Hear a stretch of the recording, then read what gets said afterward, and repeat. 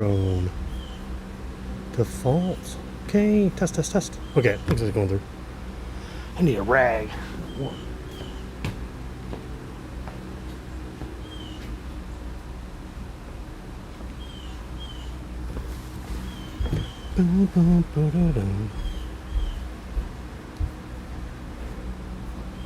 This is going.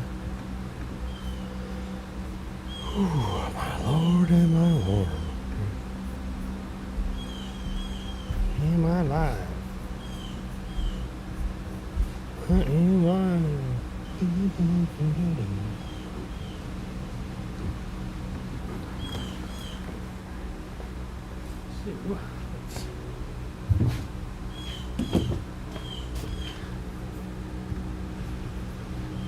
This is going to be live.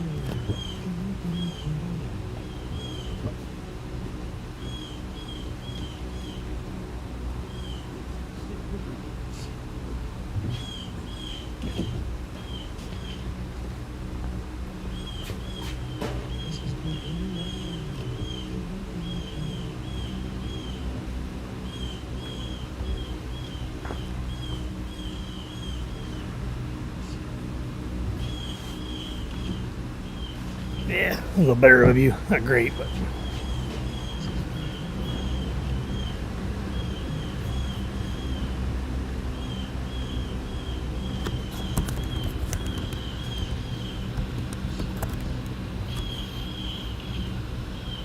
Yeah, a little better of you. Not great, but.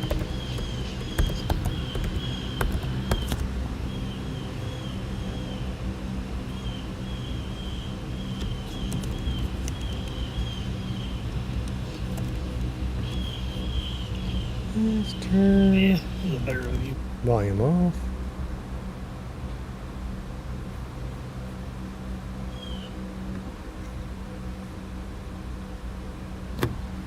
Alright, well, I'm we have 9.5 minutes.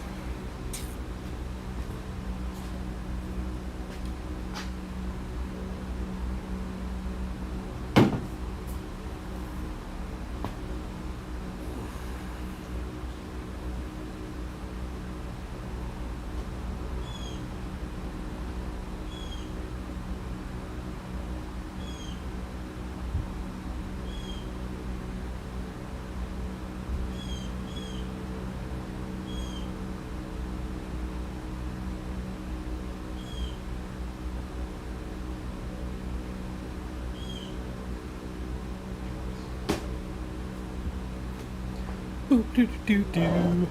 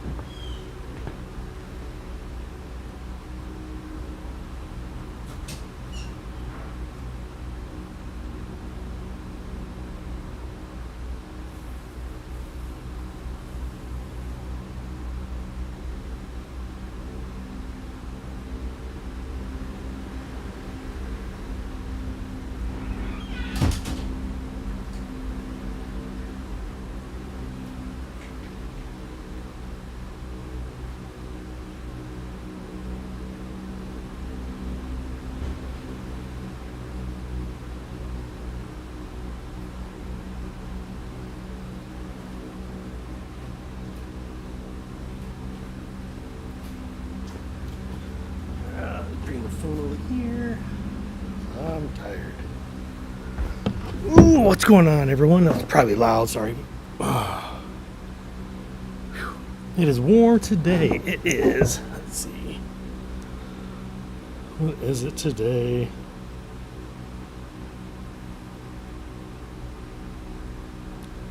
Said it feels like 85. I agree with that statement. 6 more minutes, then we'll stir. It'll be our last for the mash. Whew.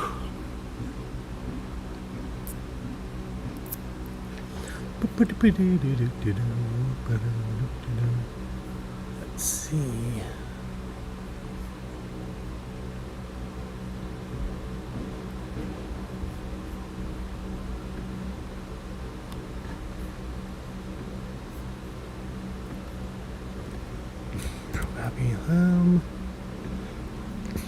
Excuse me.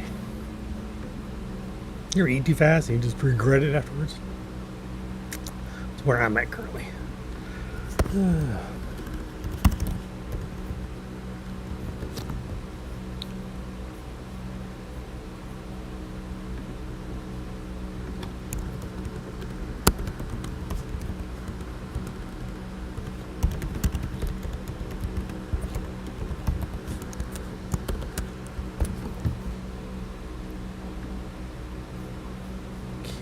Posted that there. Let's see. Let's go to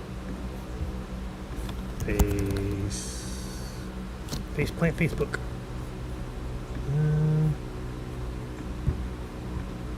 I don't remember the password though. Well, shoot. I gotta get my password manager in better shape.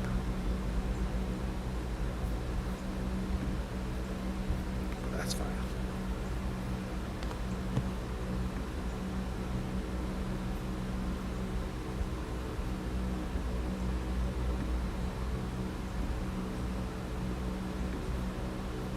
Crap, what am I doing?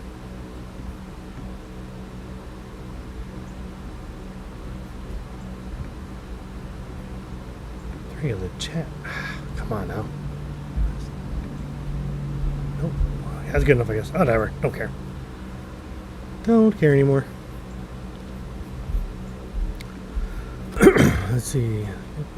Chat. Nope. Crap. Try again.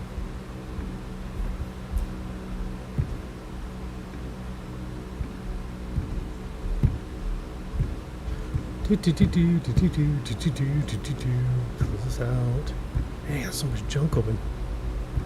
Close. Alright. That's better. That's worse. There we go. Better. Okay, nice. Let's see how much time we got. We got 4 minutes.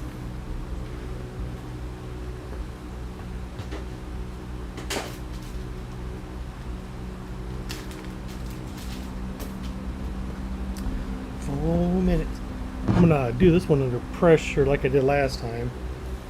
Let me know if y'all can hear me. I may have to get a wireless mic someday. Not today, someday. I like my shirt. Homebrew Con, yeah! That was fun. That was a great trip. I should raise the camera a little bit. Y'all can see my beautiful face.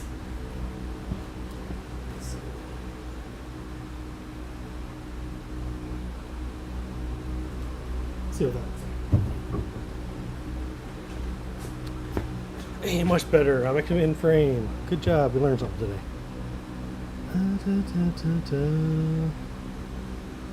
They're gonna stir this one more time. Adjust the temp if I need to. And then from there, I will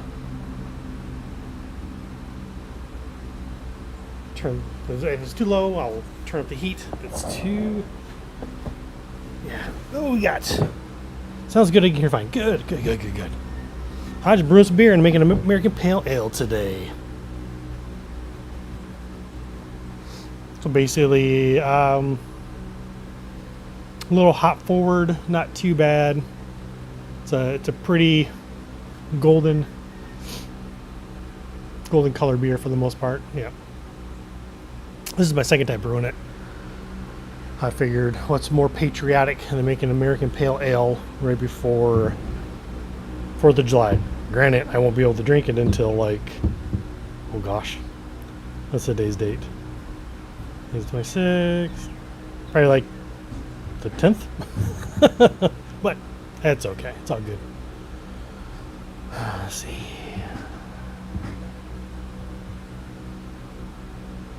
Ooh, the con was phenomenal. So I got there a day before the actual event started. So I got there on Thursday afternoon. I left here to go to Sierra Nevada for a tour of the facilities, or behind the scenes kind of basically. So there's so much traffic. I missed the first tour. When I got there, I asked the lady, I was like, hey, by chance, because there's a way I could get on the 4:30 tour, I was stuck in traffic. And she said, yeah, are you Jeremy? I was like, yep. So obviously they had my name down and realized I didn't check in. So I'm on the 4:30 tour. The tour was great. Even if you don't care for beer, the tour is probably worth it overall. Just all the information you get from them is pretty interesting, like how they tried to save as much energy spent, put it back into the building. So like, for example, they have I think they have steam turbines, if I remember correctly, use solar panels for a lot of their power. I think they do something with like the like methane gas and stuff like that as well too. The building itself is just immaculate. It's beautiful. They I think it's on 26 acres, if I remember correctly, and all the wood that they cut down, it's all the feature wood that you see inside the building. So they used everything. Granted, I'm sure that probably slowed them down by a year because you gotta mill it and let it sit and age and stuff like that. So that was really cool. The food there is really good too. If you just want to go there for food, you don't have to drink the beer, but you can get the food is really good. They have a lot of like hop water and NA beers if you're into that kind of stuff. They even have like amphitheater behind the building. I didn't get a chance to go check that out. They had a concert going on, and a lot of the stuff was closed off. All right, let me stir real quick and I'll get back into it. My little heat wrap.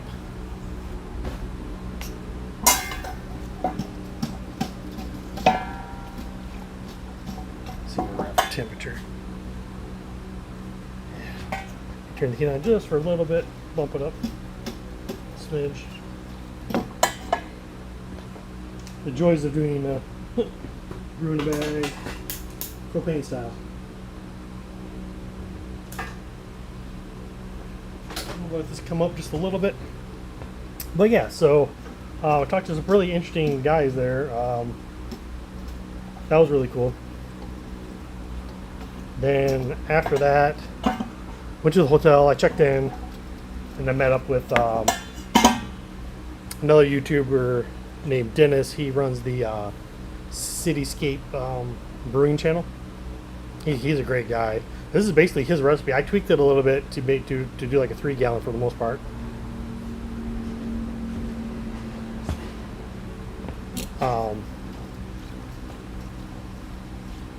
Maybe just a little less IBUs as well too. Again, just to check it out, what it tastes like. Get some temperature reading.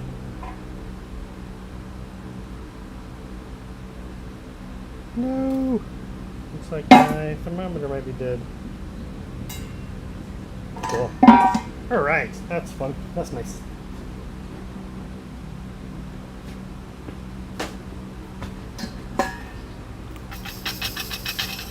Yeah, so I hung out with them until I believe about 10 o'clock. Went home, or went back to the hotel, crashed. Got up super early, like I always do. I'm always up early. Got up early Friday. Got the Cherokee Center by 8. Checked in, and they just kind of walked the floors. The actual homebrew con starts at 9 a.m., but the rooms were up and down and here and there and all over the place. So I kind of figured out. I already had all the talks I wanted to go to. Well, that's a freaking whiskey. Yeah, so I got that the whiskey I got that at the Amish store, or on like $10, something like that. It's pretty cheap. But yeah, so I went to some talks. Some talks were really good. Actually, all the talks were great. There's not a bad talk that I went to. I was torn between a bunch, especially in the morning. There was quite a few good ones in the morning. But they're all recorded, so I think they said in a month all of them should be released for the most part, because I'm sure they want to go through and scrub them and clean them and get the audio right and all that kind of fun stuff. So the ones I missed, I can go rewatch. The ones I've went to, I can rewatch, obviously. I did talk to the expo. Went to the expo. Excuse me. That's usually where a lot of vendors are for the most part. So it was like a herd of people in this. To be honest, it was 1,142 attendees at this Homebrew Con. So quite a few people. A lot of people rushed into the expo, getting all the free goodies that they could grab.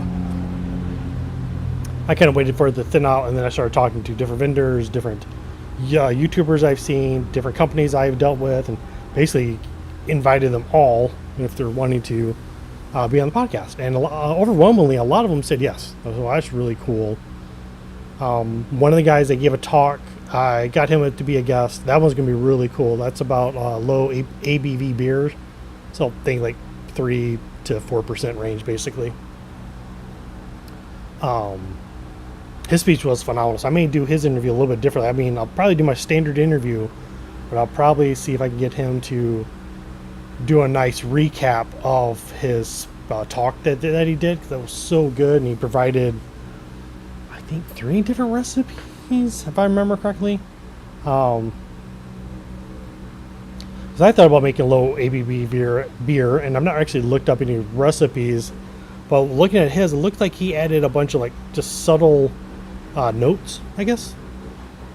Not notes, subtle other types of grains to kind of give the beer more flavor, body, all that kind of stuff. So that was really cool. I got to talk to the CEO or More Beer. I think Chris, great guy. Talked to him for a little bit. Who else? Yeah. So as that day went on Friday, there was like a brew tuber meetup. Basically, I think that's what they called it. And I was the aside, I guess, guest to kind of be there, but I wouldn't stand by the by all of them, so I wasn't properly a guest to be there, right? So I just kind of mingled in the crowd. Hey, what's up, Noam? How you doing, buddy? So that was pretty insane. I mean, there were so many people there to meet all these different YouTubers. So like being, you'd have, I'm trying to think of the top of my head. You had Trent from the Brew Show. You had CH from Homebrew for Life, but he switched over to DIY, or Do It Yourself City with an S. You had Martin Keene there from like Brewlosophy and the 99 Homebrew Challenge, I think is what it was called in the past. Martin Keene, if you're just curious about beer in general but have no desire to brew, just learning some of the scientific facts or behind the scenes or tasting of these beers, I mean, it's really, really neat to see. They actually did a live tasting. That was day 2, so I'm getting ahead of myself. I got to meet Noam. Noam just jumped on. I've seen Noam and is it DUI? I thought it was do it yourself. But yeah, could be. I could be wrong. I apologize. I am wrong. Who else? Oh yes, yeah. Coalhammer Supplies. You had Kyle and Emmett. They were serving their, what was it? Their donut stuff they made. Like, jeez, I think they made that a few months back. Maybe a couple months back now. You had Dennis from Cityscape Brewing. Then you had Charlie from Golden High Mead. All great people. I got to hang out with them Friday night. We kind of went DIY. There you go. Okay, I messed up. Yeah, I checked out some breweries I've been wanting to go, because granted, I only live, honestly, about an hour from Asheville. But typically, I always just go to Burial. I just really enjoy a Burial beer. But I think we ended up at, oh crap, where'd we go? We went to basically a dive bar and got like burgers and fries and stuff like that, and just had some whatever beer they had on tap or in can there. Then we went over to Diatribe, which has been on my list, but it's on the far side of the city, but we were already over there anyway. So what was it, a 10-minute walk, something like that? I don't think it was too bad. And Diatribe had some really good beers as well too. Definitely want to go back and try more, but I was so whooped and tired. I don't even remember what time it was. It was like 11:30, something like that. I just kind of did the old Irish goodbye. Just kind of grabbed my stuff. I put my cup on the counter and walked just beside the building. And no, yeah, you didn't talk much at all. You were just chilling, bud. But yeah, so I just ordered an Uber, not Uber, a Lyft or whatever hell it's called. But the like CH was the one that caught me leaving. I was just trying to get out without. I don't know. I've never done an Irish goodbye. Like I've always wanted to. I'm from the Midwest, so like the Midwest goodbye is like you say goodbye, then 2 hours later you finally leave. Uh, but yeah, well, that was really fun. Day 2 was more talks. I kind of wrapped up at 2:30, somewhere around there if I remember correctly. Then there, I decided, I couldn't remember if I've been to the actual brewing company or not, but once I got there, I remember being there. So they had a low ABV, yeah, low ABV beer on tap. I grabbed it, but it reminded me of like a sparkling water. It was so overly carbonated, like, and the bubbles is blasting like in your mouth and back your throat, and you can kind of get that little like, I don't know, that acidic kind of flavor as well to it. I mean, it wasn't horrible, but I just wasn't expecting that from the other samples that I had. And then from there, I was like, I'm just going to go to Burial. I got time before the award ceremony, so I went over to Burial, tried some of their beers that they had on tap. Just got a few 4-ounce here and there. I bought 2 6-packs. I bought their Inner Tube, which is their low ABV beer, like 3.5%. Then I got their, I think it's called Shadowlock, I believe what it is. Their pale ale that they have that they hop. I usually get that every time I go there. What I didn't realize, it was a half hour walk back to the hotel and uphill the whole freaking way. Oh man, I've never felt my age so bad. I was winded, my calves were burning, and my back was rocking, and soaking wet from sweat. I'm like, holy crap, man. But the award ceremony, was out of this world. It was so crazy. Oops. I set this timer. I forgot this over 10 minutes. It must be fine. But yeah, so that was insane. You just hopped in. So I am still mashing it. I got like 20 minutes, and then I'm gonna pull the grain. That's all. I got about 10 minutes. I say, 'cause I forgot to set the timer, so I'm gonna probably check it at 10. But yeah, so I think it says American definitely sounds like it was a blast. So like, I asked other people that it's been. They're happy that it was brought back. Some people had concerns that it was only a 2-day event instead of a 3-day event. But I think overall, they did a great job. I thought the expo was fun. One thing, if they send out like a survey or like a suggestion box, I would like suggest that t-shirts already be made, because you have to get in line, give them a ticket, and then you get a shirt, something like this, or I think they had this weird green color and some other other styles as well. But the thing I noticed was, when you filled out for HomebrewCon, actually, what t-shirt size are you? So you already filled this information out before you get there. So when I got my goodie bag Friday morning, I assumed my t-shirt would be in the bag itself. But they said, no, you have to go, here's a ticket, and you need to go pick it up. Again, so I'm still thinking that it's already made. But yeah, I didn't think I made that like later on in the expo, because I think the expo went from like, what was it, 2 to 5 or something like that. And yeah, I think it was 2 to 5, because from 5 to 6 was the Brew Tubers meetup, and then after that it was club night. So, and the arena basically, I think it was, I'm gonna say 2/3 was expo, 1/3 was, or maybe it was 50-50. I don't remember now. But it was just a swarm of people, getting all the free beer from all these clubs. I had my fair share. I looked around. I mean, I was kind of picky of what I was grabbing, but there were some definitely good beers there as well. I don't do sours, so I skipped all those. I think I had one barrel-aged beer they had. I can't remember what it was. I'm drawing a blank now. Yeah, I wish I had a map of everything. That'd be a lot easier to kind of talk about this stuff, I guess. But no, the barrel-aged beer, it was good. It was tasty. But the bad thing about barrel-aged beers, they're usually pretty high in alcohol.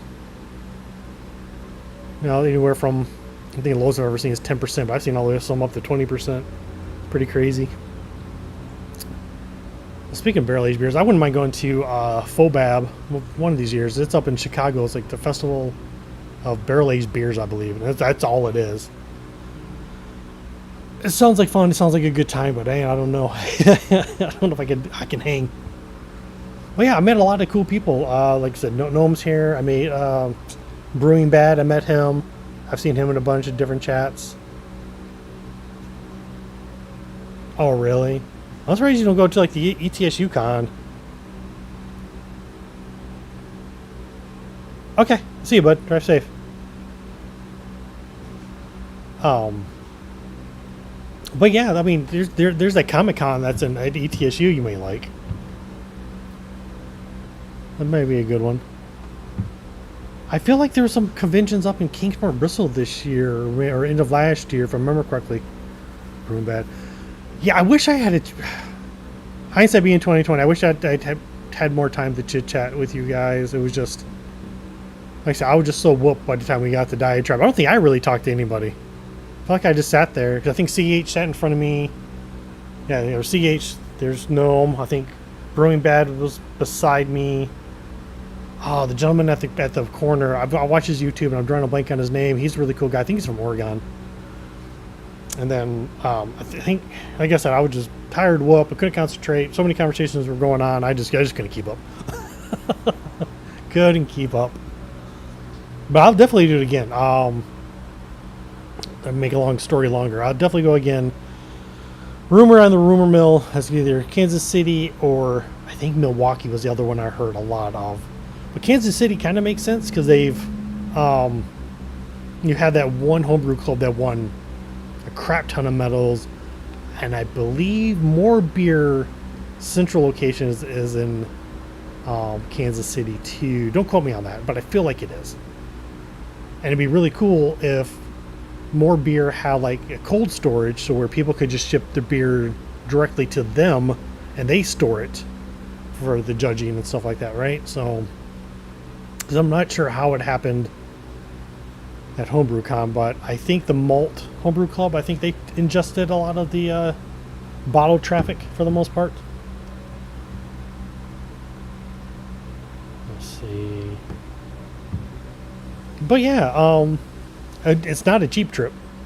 I can tell you that much. It wasn't cheap at all.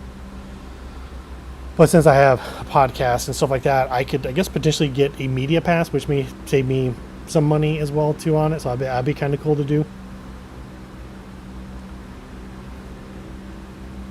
But yeah, but I did get a good discount on the hotel, honestly. I think for the 3 nights I was there, it was... And, well, actually, I don't want to say the price was. But the cool thing was the competition was in the same hotel that I was in. So when I got back, I dropped off my backpack, put the beer in the fridge, tried to cool off and stuff like that, and mosey on down to the to the award ceremony. So I guess I do want to talk about the award ceremony a little bit. Like, that was insane. Like, I never felt so much energy in my life in one place. Like, concerts are awesome. You get a lot of feedback from being at a concert. But this was just insane. So for like example, so let's say Gnome entered in a stout. Let's say he won gold. They would say first place Gnome, and everybody went nuts. You never heard. I could never hear where they were from, if they were part of a homebrew club or not. Because then I always had to lean over, find the screen to see where they were and stuff like that. But then that went on for every single, I think it's 40 categories, times 3. So 120, right? No, is that right math? Yeah, that's right math. 120 people went up there and won some type of award. Granted, there were a lot of repeats. But for every 120 announcement that they made, it was the same level of energy, and people were just going insane. And wow, man, it was just, yeah, it was. I'm glad I went. But after that, I had to get food. I was starving. So, like, my favorite place to eat in Nashville is Mill and Mushroom. They make such a good pizza. So I went down there, got some pizza, and then I moseyed on over to the awards there. After that, I went out, hung out with pretty much all the brew tubers again. I think this time we went to Burial, if I remember correctly. I don't know if we went anywhere else. Oh, I get to meet Larry from, I think it's Beer and Barbecue. This is his YouTube channel. Got to chat with him for a while. That was a good time. Yeah, so the homebrewing community is, oh my gosh, it is. I don't know. I've joined other clubs throughout my lifetime, and this one is just amazing. Like nobody I've met gatekeeps any information. If you need to know something, they have no problem giving you advice, helping you out. Sometimes, you'll even get free gear because people have upgraded. They just want to get rid of it, or want very little money for it because they just don't want to know more. People are willing to teach. People are willing to have you come over and watch if you're just curious in it. Yeah, it's just, I've not been a part of anything like this, I would say. Yeah. And I know drinking's not everybody's forte for sure. But just being around these people, it's just so awesome. And it's really neat to see the different backgrounds everyone comes from, because like, I want to say, I feel like half the people I've interviewed have all been engineers, which kind of makes sense, I guess, because they're engineering minded. They want to make these very tasty beverages, all that kind of stuff. But yeah, they need to have other people like me. I guess I'm engineer minded because I'm a programmer, I guess, but not like some of these guys. These guys are electrical engineers and chemical engineers and all that cool stuff. Retro game. Oh, that'd be cool. Where's that at? Yeah, next convention I really want to go to is RetroCon. Shoot, I started selling my comic books off the other day. It was time to get rid of them. Alright, let's stir this bad puppy up here.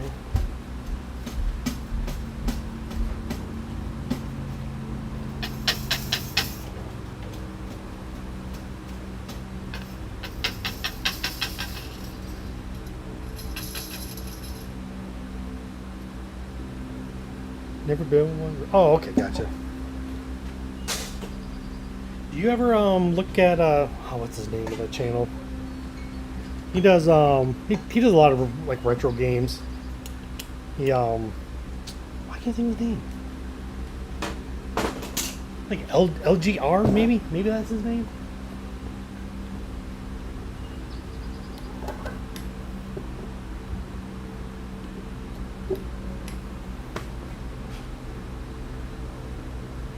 Not sure when the next one is. Oh, Pigeon Fort, Asheville. Oh, okay, yeah, perfect. That's perfect. Let's put sorry for now. Yeah, Asheville's not far. I mean, you're gonna be a ETSU. I would assume be closer to you than Asheville would be, but Asheville's fun. Like I said, a lot of good food. All that kind of stuff.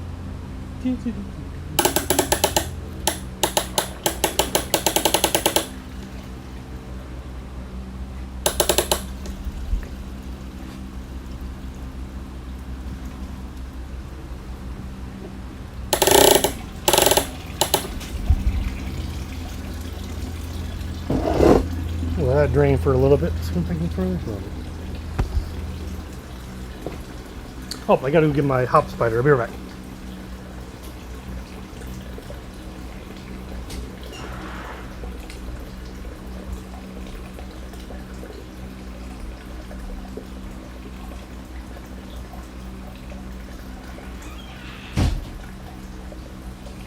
Alright, got my hop spider.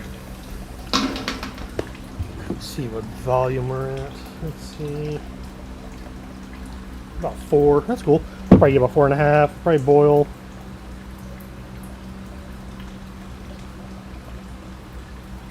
I think I boiled this one for 90 minutes. I'm gonna check my recipe. Yeah, 90-minute boil. Like I said, this is Dennis's clone beer of pale ale by Sierra Nevada. So, like I said, I tweaked it just a little bit.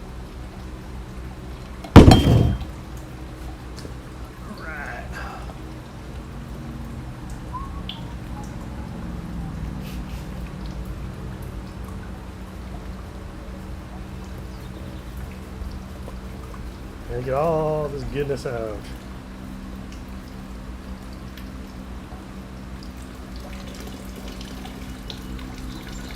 Be nice. Don't messed up, Aaron.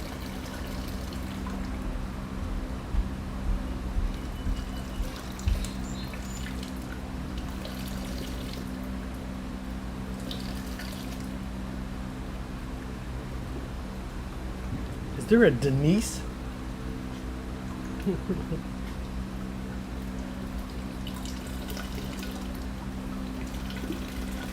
Gotta get all the goodness out. I'll let it cool down just a little bit. It is really warm. But I'm gonna get the boil going on.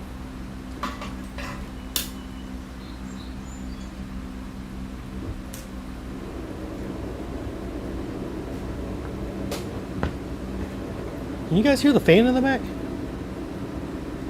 Ah, it's only 150 degrees. It's not too bad.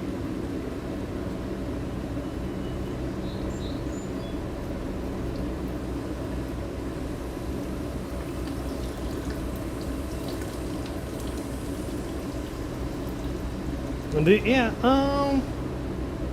I think the only time I ever really wore gloves, and I don't mash that high, but you can hear it a bit. Yeah, kind of got to have it on so I don't die.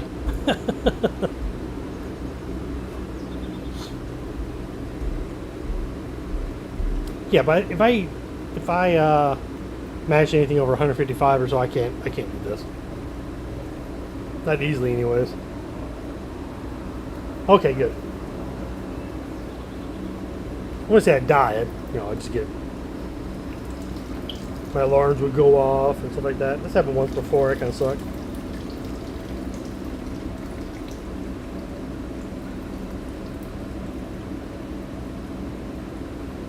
Let's see what my volume is now. My volume is...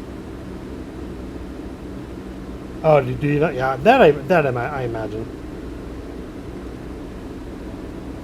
Like we talked about last night, Polyon. I'll probably need like a clip-on mic or something like that. That might be a little bit better.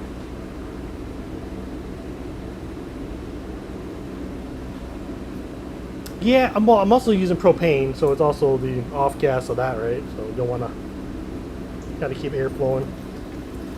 I was hoping to start raining by now, because usually when it rains, it's like a vacuum in here. It just kind of sucks everything out of the garage. I think it's pretty cool. Especially if it comes over Buffalo Mountain, which would be just a cardinal direction. Be that way.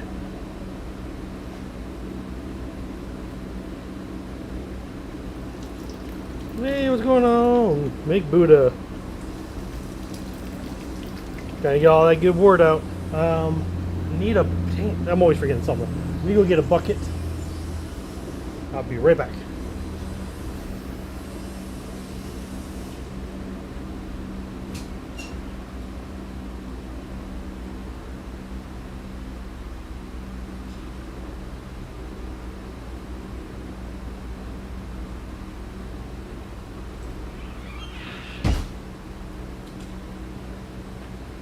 Alright, got my bucket. Bam, crash. Yeah, I've been thinking about... Cool, man. Have you streamed at all? I don't think me nor Apollyon has streamed anything, and I can't even tell you last time. I guess technically I'm streaming now, but video game wise.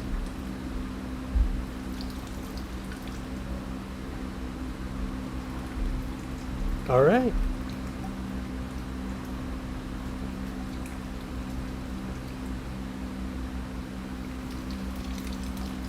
Yeah, I probably won't squeeze too much more, but too well. I can get out. I don't sparge. I know some people do. I don't do it. I just do this, pretty much get what I want out of my beer, so don't want to do the extra step. Oh wow, that's a long time, man.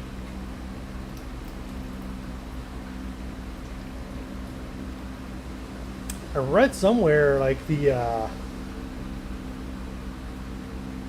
Xbox 360 is making a huge like retro comeback just for the modability of them. I think you want I think it's the S series or something like that. I was reading.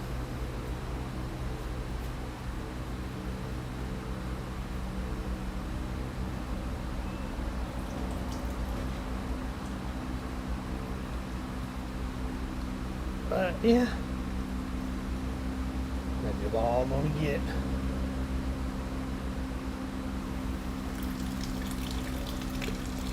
There we go. There's some good stuff. It's like popping a big old zip.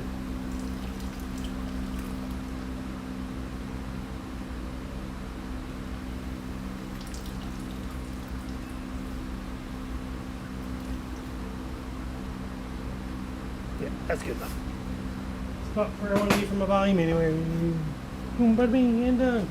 The bucket of shame you go.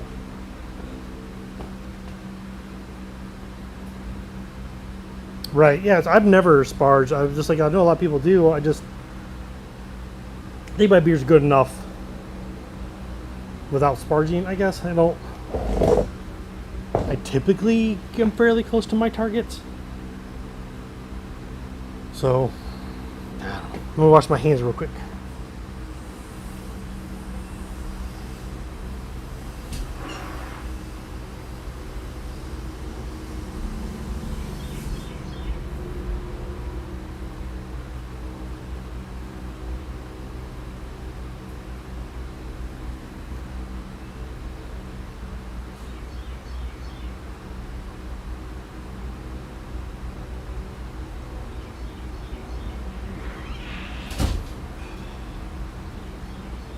Alright, and I'm back. How's this going? We're pretty good. We're at 170. Alright, it's gonna be a few minutes. Pop me a squat. Ooh. Oops. So I should fix this, huh?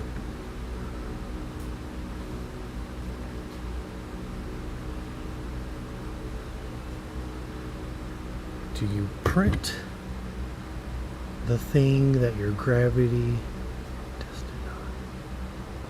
Are you talking about like my recipe? Maybe that's what you mean? I could be wrong. Typically I am.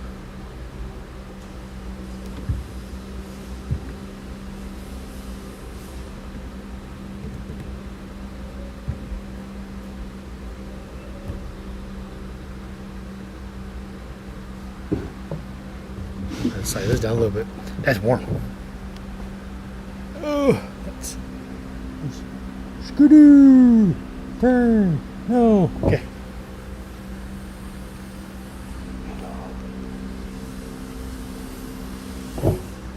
There you go. Well, no, I don't like that.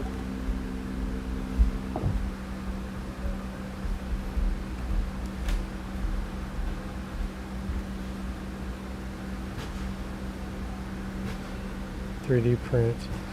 Oh, so I prefer a refractometer for my initial reading, which is this little, oops, here we go. This thing here. You just put up a drop on the blue, close it down, look at it, and it gives you an idea. This has been pretty accurate. I mean, I have to adjust it every few months. You can basically just use like room temperature, distilled water.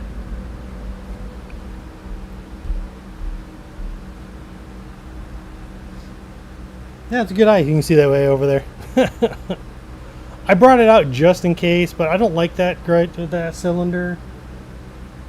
I like the one that came with it. For some reason, I must have dropped something in whatever. Anyway, it's just like a pinhole.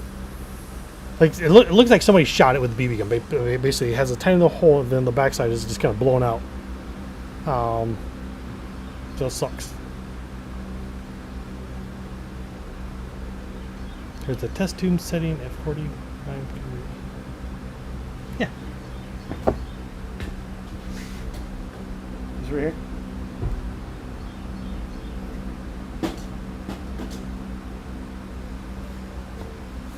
But I also know there's a delay in this too, so maybe that answers part of that question. All right, 182 degrees.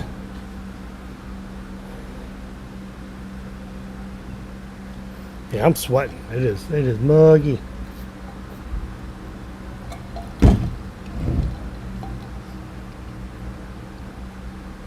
But yeah, I mean, I think me and Mike, a buddy of mine, talked about HomebrewCon last night a little bit more. That's things I remember.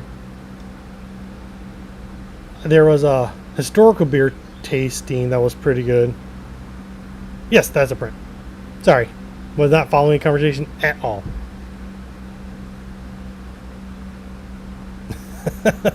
Hell, you're better off just calling me at that point. It took you 6 different ways to ask me a question. Sorry. I lost my thought. Oh, yeah, so I did go to the historical beer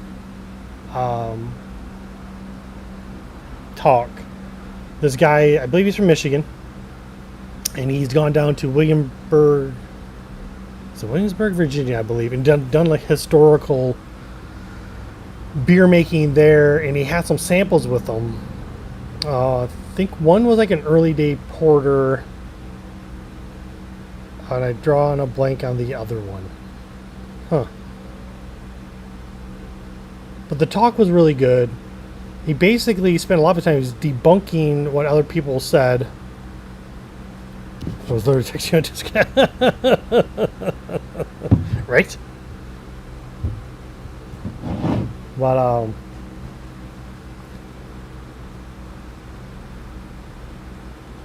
well, yeah, so he had those samples. He was debunking between like cast iron and copper and stainless steel, open fermentation. I think he even made his own treacle, which is like a cooked down, I believe, a cooked down sugar, if I remember correctly from the talk. But the porter was pretty interesting. It wasn't like the normal porter that we're all kind of used to. And then the other one was a sweet beer. Like, it was really, really sweet. I'm pretty sure it probably didn't. All the yeast was consumed, the sugar. But it could have been the style though too. And if it was the style, the true style of I think he studied the 1850s. I can see why a lot of people would have drank it, because I mean it was sweet and had alcohol. So like, you know, you're getting a sugar high plus, you know, maybe a little buzz on top of it. So I can see why. Hope people like that one. So what was another one I forgot to bring up?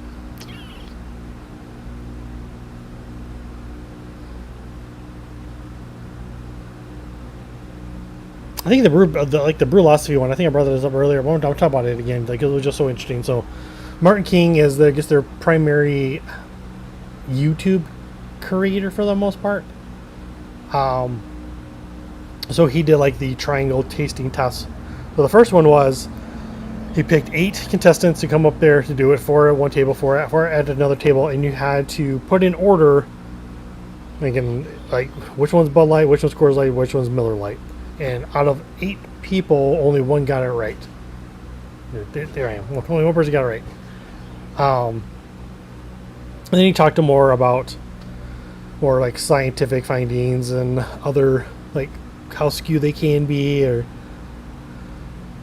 and also the second test was like the IBU. Can you put IBU in order? So like, I think he had, again, I'll have to rewatch the video, but I'm pretty sure he said a 45, 65, 85, and put it from like, I think highest to lowest. Yeah, highest to lowest. And everyone's up there, they're all drinking these beers, and nobody got that right at all. The one, like, Martin did pick on Trent just a little bit, I thought was kind of funny, because Trent took the highest IBU one and put it in the lowest category. So it was pretty interesting to see that. Then he showed like other statistical analysis with like, I think it was yeast. I'm pretty sure it was yeast. Old yeast versus, I think, sir, yep, you have a good one, Cody.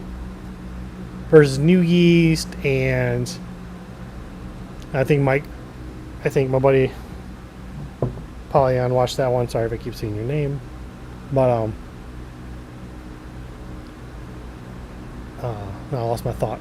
Oh yeah, so he sent that off. He did the triangle taste with some homebrew buddies, and it was like, I think it was inconclusive. Like, if people could tell if it was old or new yeast. So they shipped it off. I wish I took a picture of the chart, because the chart was great. It may be on his video. I'm not 100% sure, but he sent the beers over to White Labs. White Labs did this testing on it. So you have 3 columns. Right, well, it was more than 3, but for the 3 numbers, like there were 2 low numbers, so let's say 68, 69, but the human perceived taste was 300. Um, but all the categories were like that. So like even at a scientific lab, as they're dissecting these beers, the seeing when it's truly noticeable by the human taste, like nobody was close. Like it was just so low of a number, like you could never really tell the difference. I guess I'd be interested. I don't think this has ever been part of any of this. Is like age perspective, like how old are these people judging? Because I've read recently, once you hit, I think it's over 55 plus or 60 plus, like you lose a lot of taste buds, and then once you hit like 70, 80, it's even more, right? So be kind of curious what the age bracket was that as well too, when you have that yeast versus old yeast versus new yeast. All right, are we almost to boil yet? We are very close. And we are boiling, actually. Right. Pulling part down. I'm going to set me a timer now for, I guess, a half hour. That's when I add in my first addition.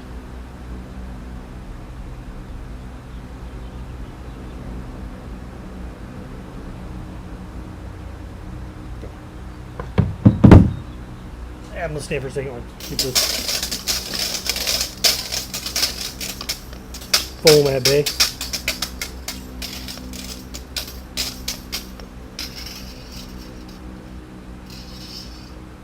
There we go.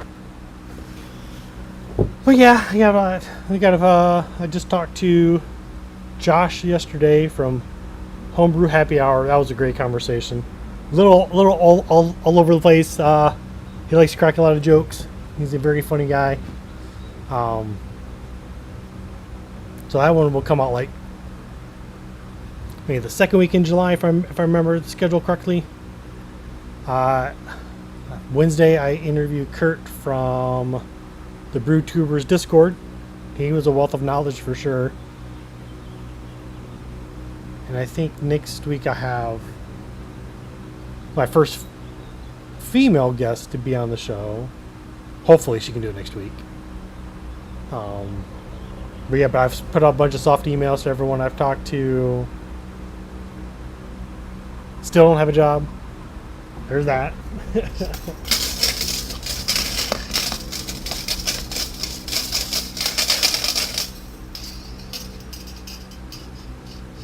So hopefully that will change soon.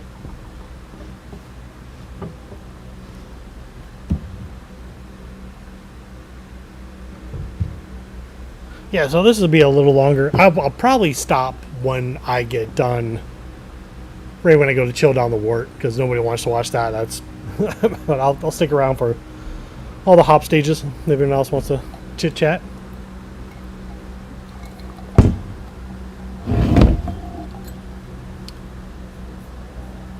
Let's see, any other questions I missed? I don't believe so. Nope. All right. Perfect. Ooh, heard a little thunder. Nice. Hopefully it starts to rain soon. Yeah, this is just pretty much a impromptu stream. I figured, well, this is a longer brew day. I might as well go ahead and stream a little bit, chit chat with some of you fine people. It's almost noon. I got a late start today. I had to go. I bought an RV filter. I'm going to try. Oh, I guess that's another variable and change. So I'm changing IBU in this beer to lower it down just a little bit, and I'm using my house water. So I bought an RV filter to filter out a bunch of whatever that's probably in it. Then I threw in some Candom tablets to help out with any lingering chlorine. I've even threw in ascorbic acid, which is basically vitamin C. But I've done that in my last few beers, and I have noticed my beers taste better for longer. I think what it does is scrubs out a lot of oxygen. I didn't add any. Well, I guess the 3 things I did. Holy crap! I wrote it down. I didn't add any salts. I just want to see what this beer tastes like. So yeah, I got 3 things to run.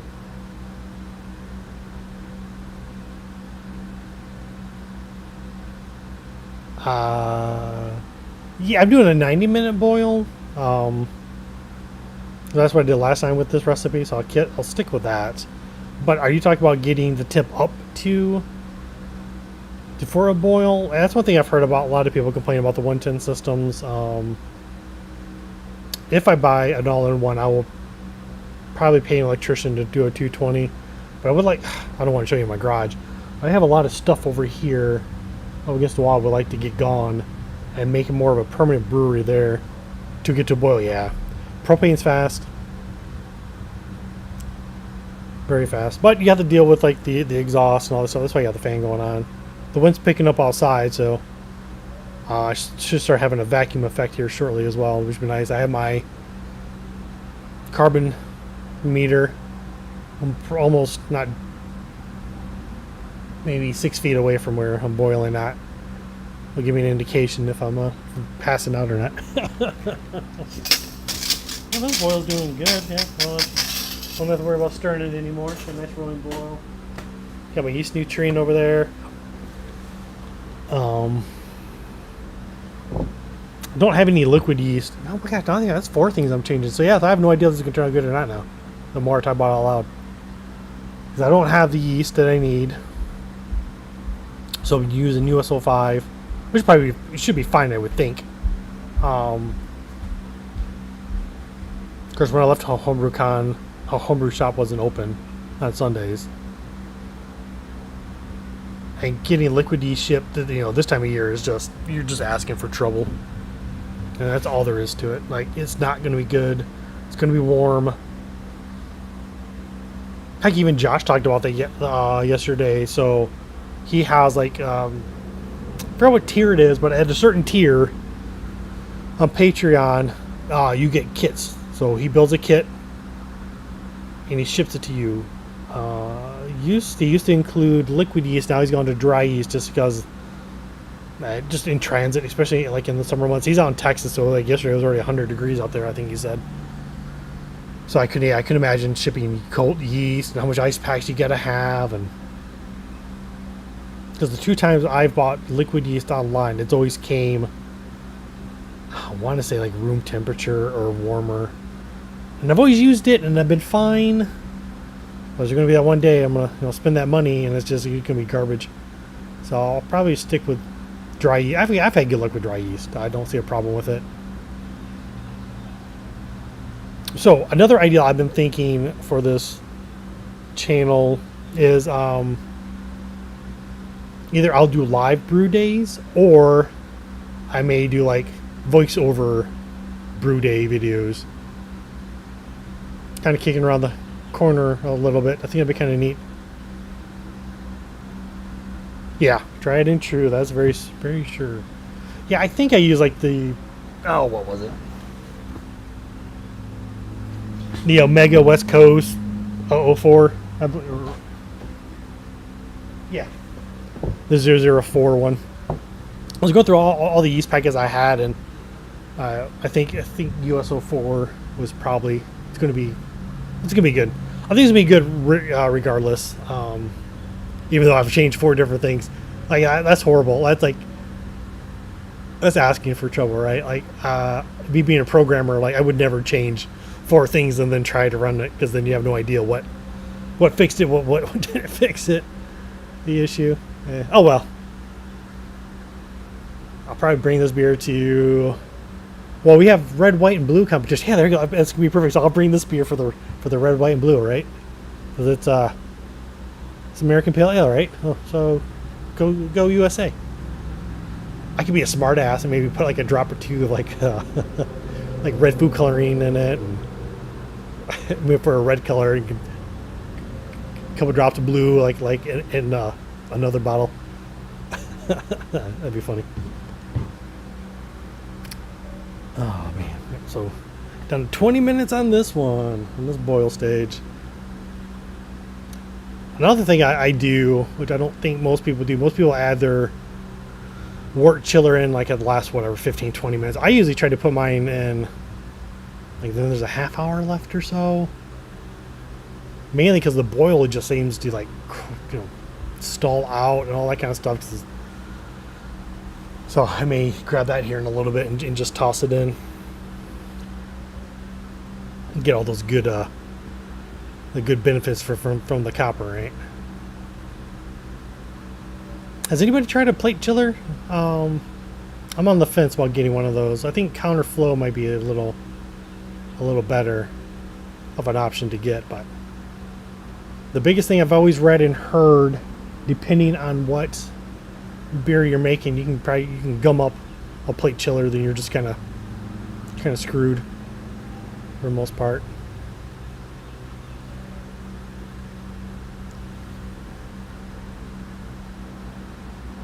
It's always weird when you see the clouds go like one way and then like the trees go the opposite way, although different wind shears they come across, especially here in the mountains, because sometimes they'll come up over the mountains and you can see the like the low-hanging clouds. They'll come out and they'll dip a little bit down like the mountainside and go off.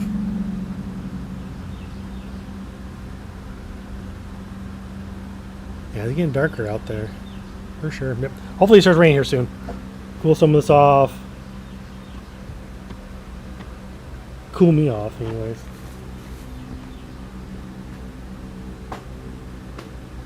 So we have 4 hop additions in this one. Let's grab the recipe. Let's see. We got hop addition 1 would be at 60 minute.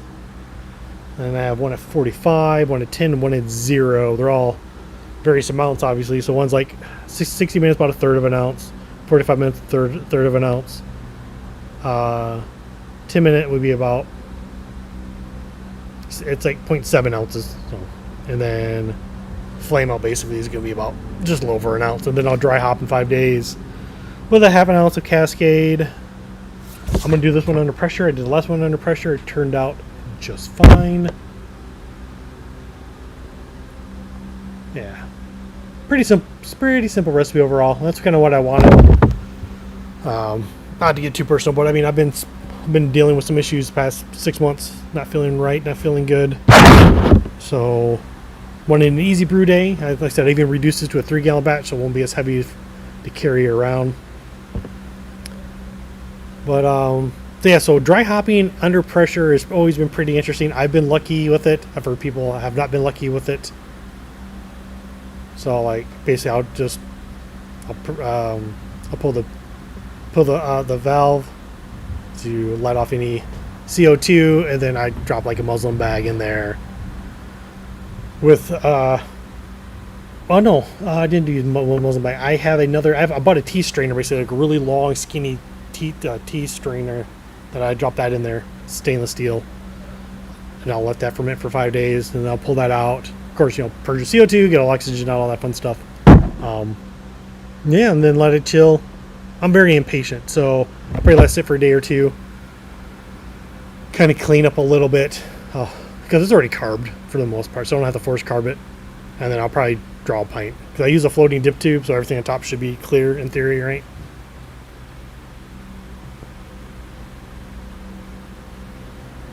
But with this beer here, not this exact recipe, but the one I did before with the 5 gallons, it was I won my homebrew competition, and then I was homebrewer of the year, which was pretty awesome. I don't have any left. I wish I would have saved back a bottle or two, just kind of compare and contrast and see what the difference is. Like I said, there's a bunch of different variables that have changed. Let's see where we're at. Time. We are at 17 minutes. Nice.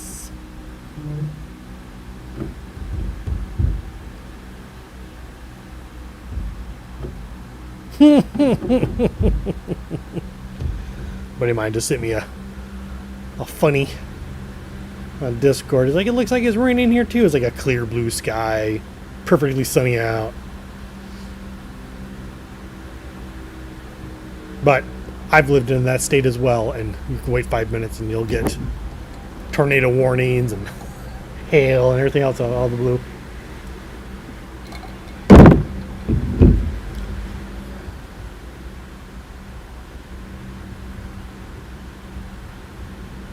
Do I notice What's the difference between larger or smaller batches? Just time. Everything is just quicker. I've not noticed anything significantly different with flavor profiles yet. The ones I have reduced, right? So ones I've had,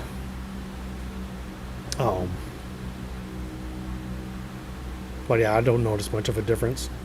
Just time savings for the most part, and that can just be the boil's still the same amount of time, but it's just getting the water up to temperature, getting the water at mash temp from mash temp to boil. It's all quicker. Cleanup it's obviously going to be slightly faster too because you've reduced all the crap you gotta clean. Because I don't bring out as much as equipment as I used to as well.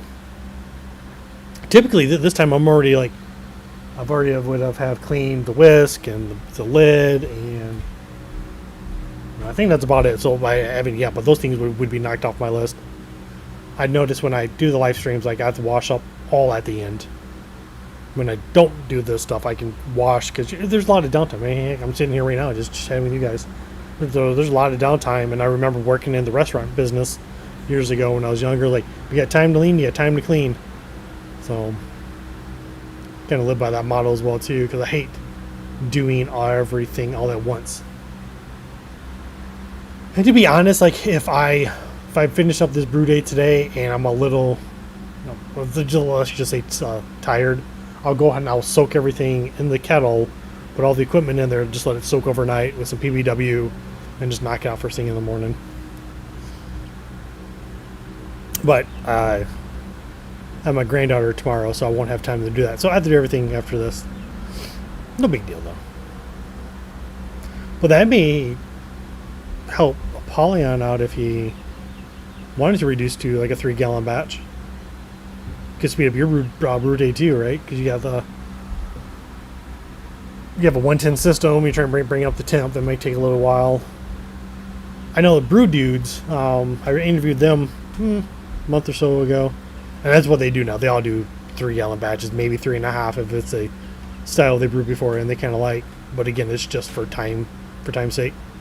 I think they have the exact thing you have as well too. I think they have a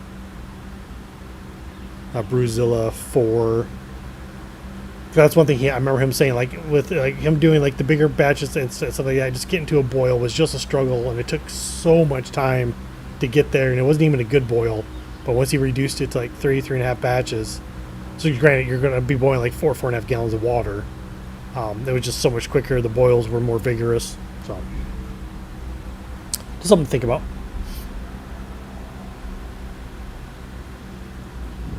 If I remember correctly, I believe Gnome has a pretty awesome setup as well too.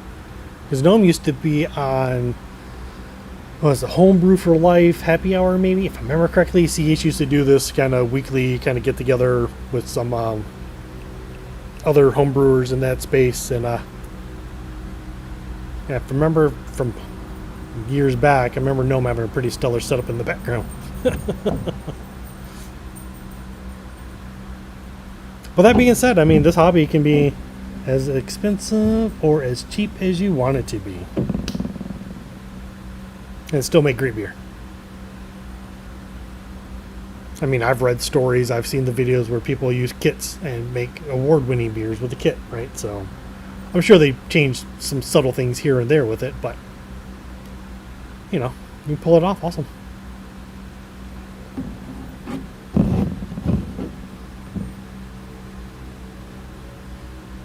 Look like I got my brew dog with me down here now. She doesn't stay with me very long. If I don't have any like spent grain for her to eat, she's moseying around the yard. I thought I'm making dog treats with that stuff too. I just forget to do it. Like, I think the recipes are simple. Like, some are just like you just use peanut butter and bake it for the most part. I know some people use a little bit of egg to help with the binding, so it's not as brittle.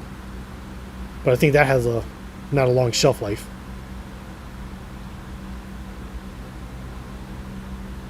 But yeah, I usually give her like, I don't know, quarter of a cup, not too much. My dog's only 8 pounds, soaking wet. Leia, come here. Yeah, I'll show her off real quick. Come here. Here's my buddy. Come on. Come here, honey. Come on. Come here. Come here, you. Well, this is my... Is he tiny? Alright. Go explore. I'm gonna wash my hands real quick.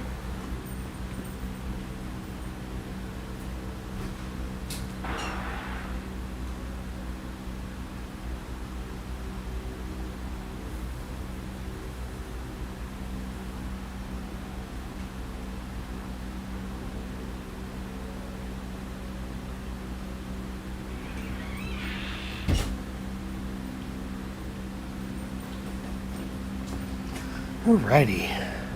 Did I miss anything? Nope. Cool. Alrighty. So where are we at? We are 10 minutes left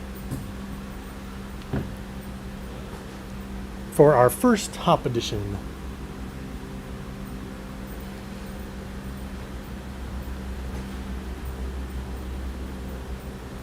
Trying to think what other beers I have. So I got a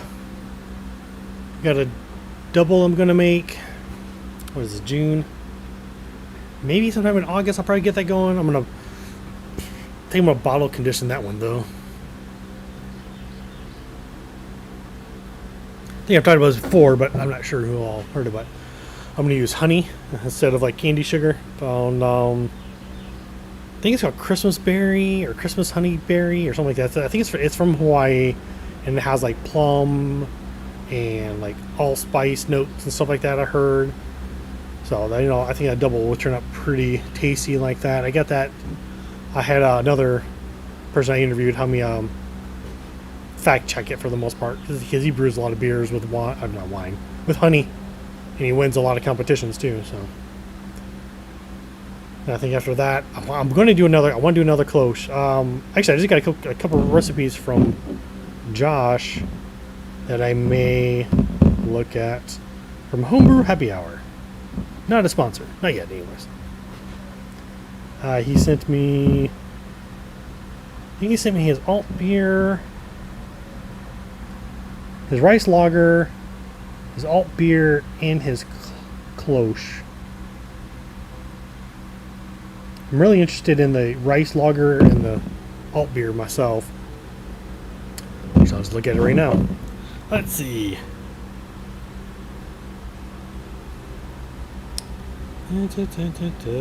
Oh, he's even got detailed notes. Look at this. Nice. Alright, let's see. It has... I'm assuming this is the 5-gallon batch. So he's got 6 pounds of lager malt, half a pound of carapils, 3 pounds of flaked rice, 1 pound of rice hulls. Okay. Oh, yeah, right. Yeah, that was good. And only hop edition that he has is Saz, one at 60 minutes and one at 15 minutes. Alright. Let's see what kind of yeast he used.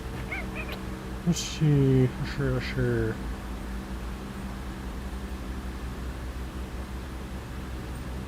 I'm not finding the yeast. Oh, so, okay. Under, like, instructions, he talks about... No, I don't see it either. Which is fine. I mean, I have a few different lager yeasts I could probably use with that one. Was that 3470? I think is one of them I could use. And I think I have a Cellular Science lager yeast, third strain. So I could use that. And then... yeah. Oh, does he say what's the potential IBU on that? 1 second. Let's see. About looks between 4.7 and 5.5. Okay, not too bad. Yeah, he was talking about this last night as we were doing our interview, and it sounded really good.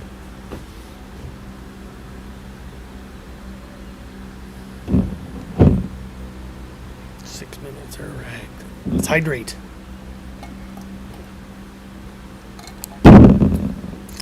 Yeah, that red cloche that you made was really, really good. I think that's the one you gave me, right? I know you gave me a regular cloche. Did you give me, I think you gave me the red one. Correct me if I'm wrong. Call me out if I'm lying too much. But if you have not subscribe, like, comment, join Patreon. It's free.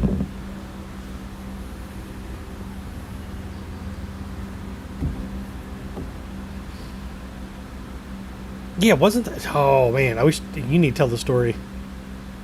I know I'm gonna mess it up. I think weren't you like under the amount of water that you needed?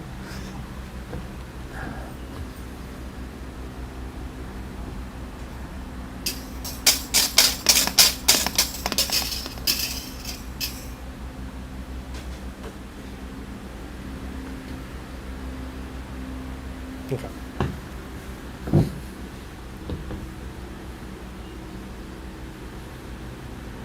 I feel like that's part of the story. Like you were just under.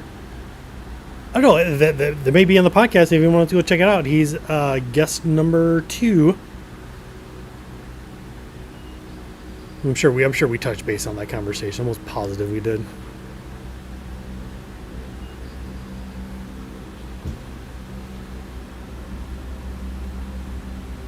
That might be kind of fun too. Now I'm just thinking out loud. Maybe whatever guest I interview, like in the future, of course we'd have to figure out the logistics of it, but maybe do like a beer swap and maybe chit chat about that or something, or just swap beer anyways.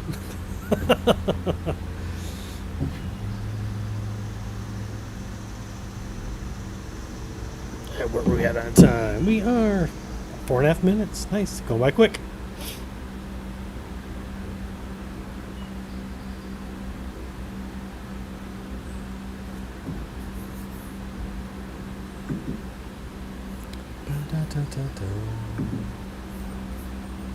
So let's shrink this down.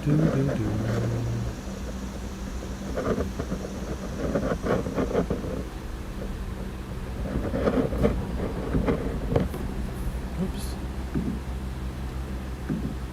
Where's he at? Okay, yeah, I read the instructions wrong and had like 3.5 gallons when I needed 6.5, and then I added gallons of beer. It's an epic fail brew day.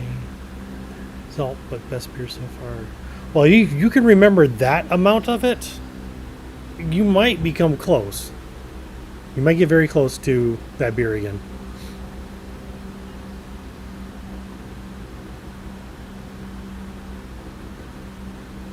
Why did you add 1 to 1.5 gallons to the boil? Was it too low? Was it did you do a reading and the gravity was really funky, or you realized what happened and just did a quick adjustment just to see what happens? Because I think that's the best part about homebrewing is the recipe experimentation if you're still trying to figure things out.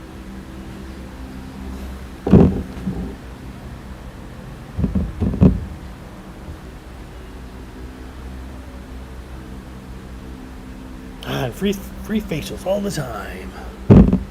Oh, sparging. Okay, gotcha.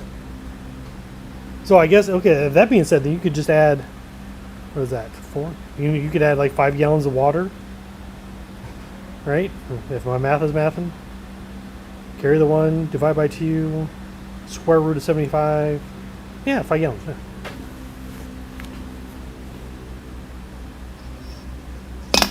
Ooh, that's good. Ooh, that's good.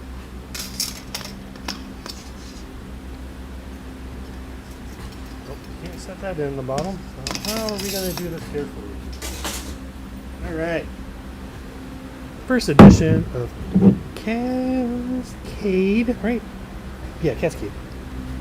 All right. So we'll set a timer for 15 minutes. Nope. First hop edition. Blowy. Done.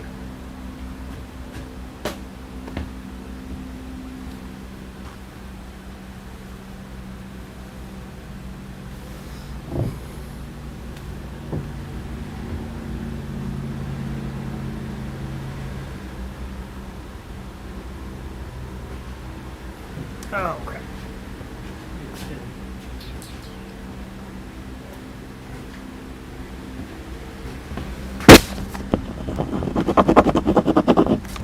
Come on. Trash.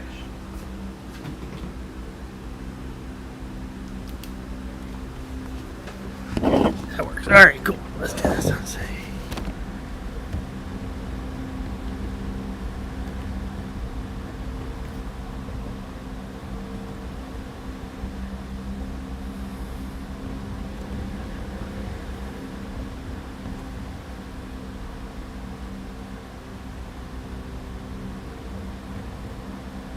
Okay. That math. All right, cool. All right, so that's going. Good.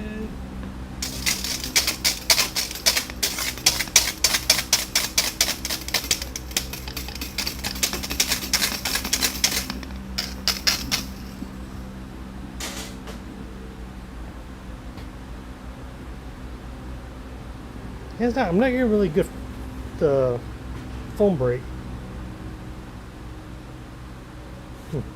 Weird.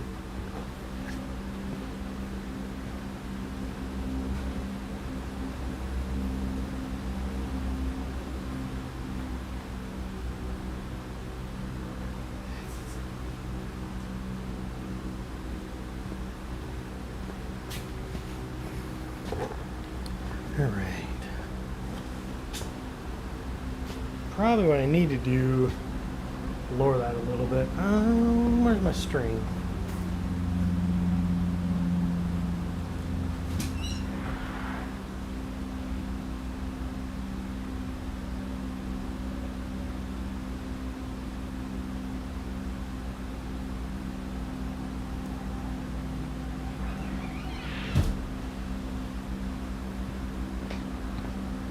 All right, so let's.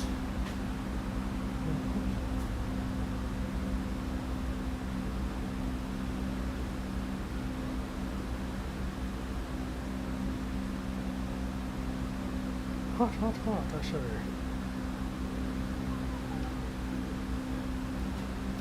Really?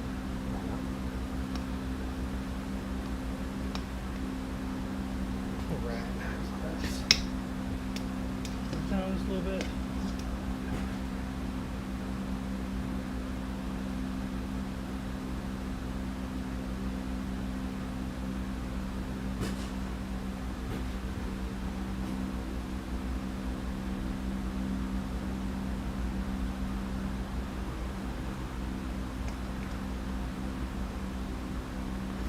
Alright, that should do a lot better. Gotta take off, bud. Hope you do as well. Yeah, man, you have fun on your anniversary weekend, buddy. Hope you guys have a great time. Hopefully you can buy all the supplies you need and be prepared for another brew day. See you, Pauline.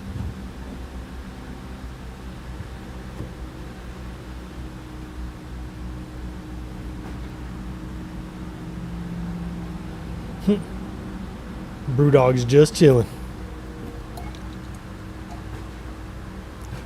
I think with this, when I put in the next hop edition, I think I'm going to grab me a bite to eat.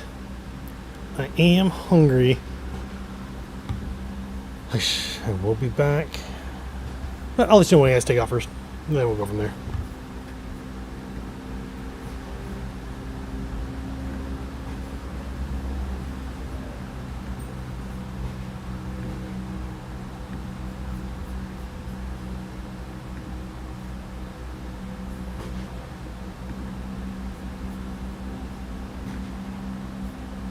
Oh, this stream's been going for that long? Holy crap. 87 minutes. Nice.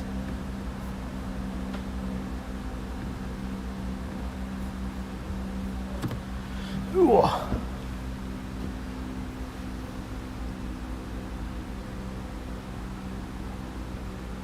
Joys of wearing glasses.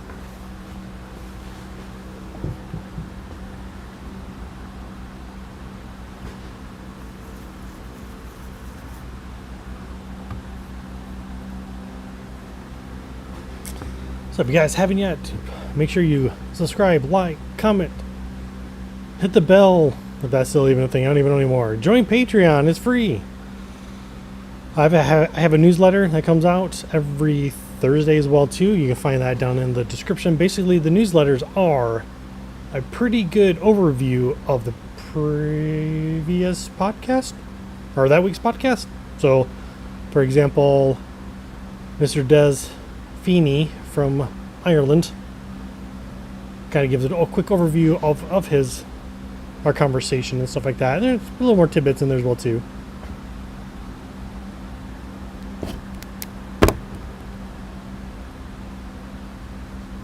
I do hope everyone's having a wonderful Saturday. It's going pretty good here so far.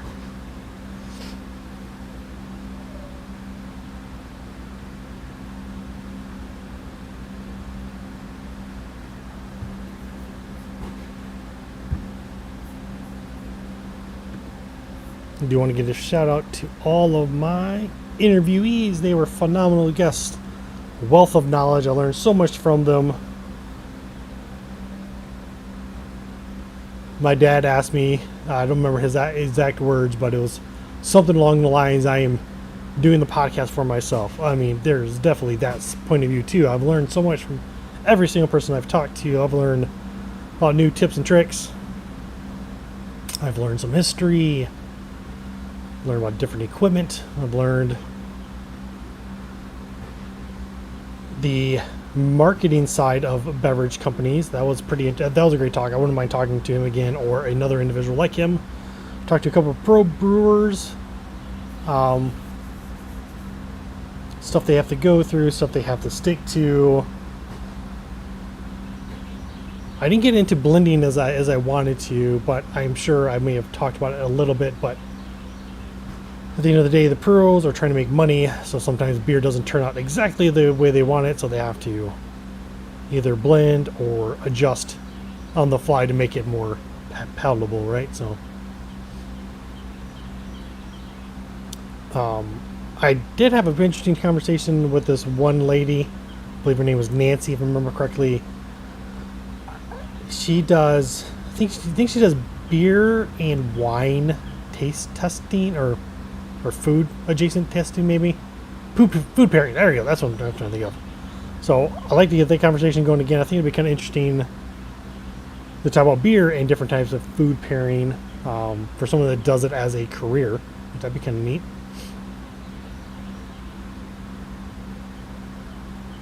Yeah, so I mean, there's a lot in the pipeline for sure. There's a lot going on. Have other ideas. Not quite hashed out yet.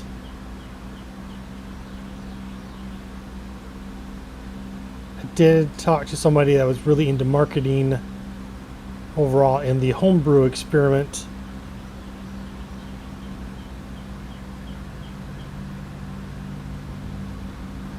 That's a good question. I'm not... I didn't go to anyone with that name. Let's see. Let me see what talks I had lined up real quick. I put them all like in Excel sheet. Let's see what's going on.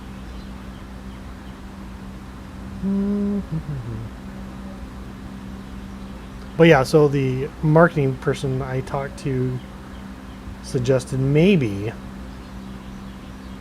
changing my name to something different. And they had a lot of valid points to why. So all the talks that I had listed, Michael was not one of them. So he might have, yeah, might have been just chilling. Let's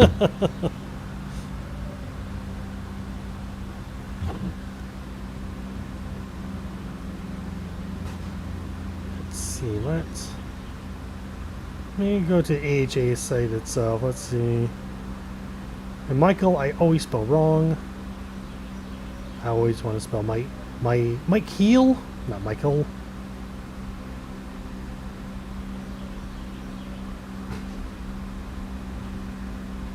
Let me see. No, I am a liar. He did do talks. Yes, he did. Yep. So I went to the Brad Smith. Oh, it's like advanced hop techniques, I believe. Yeah. And he gave the presentation for Brad Smith. That's what it was.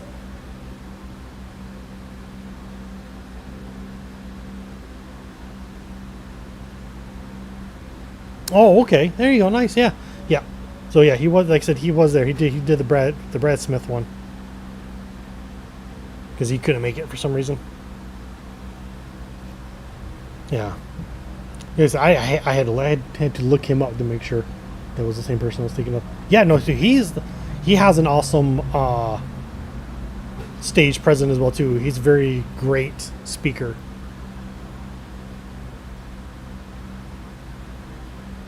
Yeah, because don't they do a lot of sours, if I remember correctly? Are they out of oh crap? Is it Maryland? The brewery? Oh, I can't. I can vaguely see the name in my mind's eye. Oh, what the hell is it?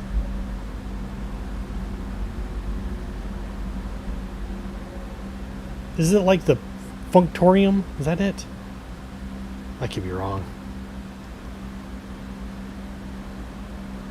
Okay, nice.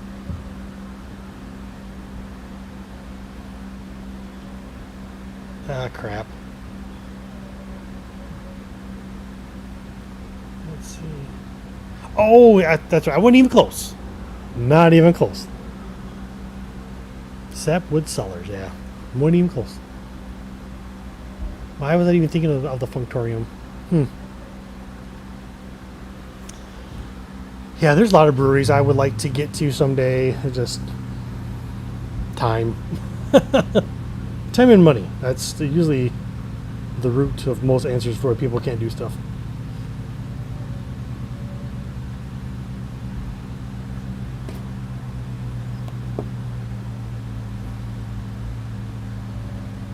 Scott Janis.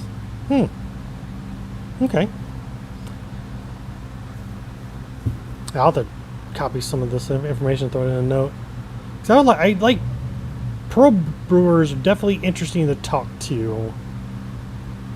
Like the one here was Bays Mountain, which is like towards Kingsport area, northern Tennessee, northeastern Tennessee. But he went from homebrewer to pro. I know they got a couple flagship beers that they brew all the time, but he brews all sorts of interesting styles. And the other pro brewer that I talked to, his name is Evan Becker for St. Benedict's out of southern Indiana, which is a Catholic brewery in the United States. Didn't know one existed. He had no homebrew experience, so he kind of went from, his story is like from bartender to helping out in the brewery to becoming like a head brewer. So he worked, I'm going to bastardize this story, so I'm not going to make up anything. But anyways, he worked at this one place, became a brewer, worked at Terrapin, which for those that don't know is probably like the biggest southeast craft brewery, who is owned by Molson Coors, I believe, which they're completely hands-off. Terrapin hasn't changed anything, hasn't changed any of the recipes. They're exactly the same beer they've been forever. Then from there, he went back north to Pittsburgh, switched careers from being a pro brewer to making vinegar, and then from vinegar he got a job at St. Benedict's in Indiana and is now the brewer there. I was hoping it was closer, because if it was closer I definitely would have drawn up. I mean, it's not a horrible drive, it's like six hour drive, but he's invited me to come up to hang out with him, so we'll see if that comes to fruition or not. I'm gonna go grab my wort chiller real quick before I do my next hop edition. Be right back.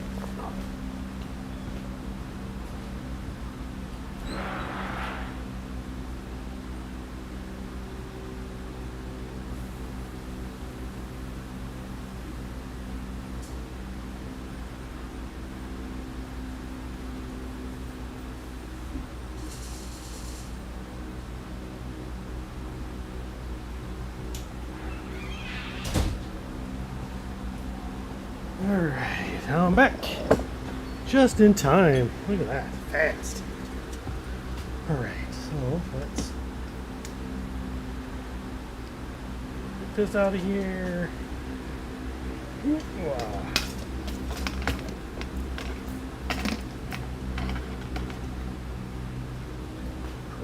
Perfect. All right. Next hop edition for 45 minutes.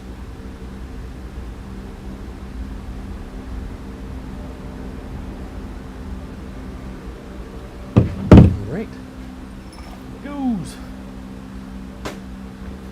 All right, I'll be right back. I'm gonna go get something to eat. I am hungry. Let's see.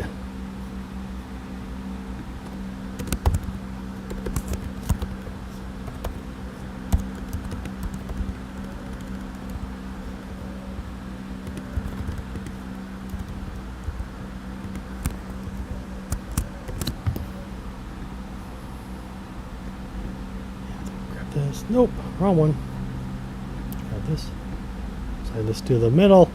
Hopefully it says pepperoni is free and Graven's food. Okay, I will be back shortly.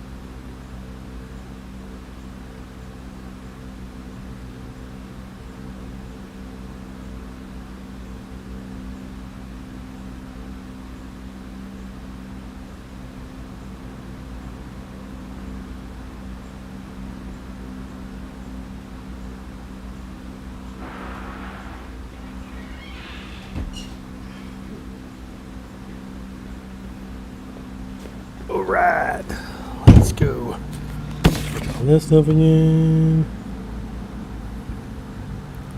Get at the bottom. Get rid of that. Done. Perfect.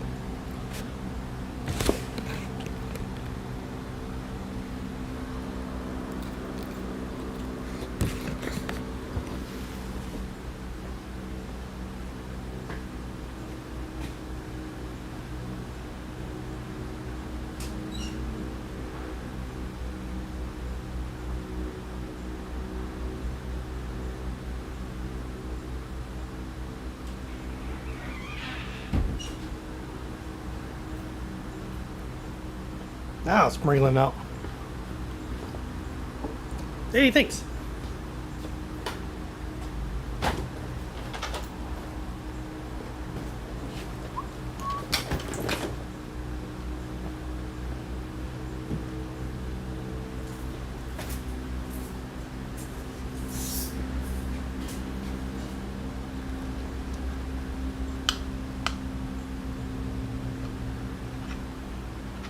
Hey, I connect all my hoses up. That should be good.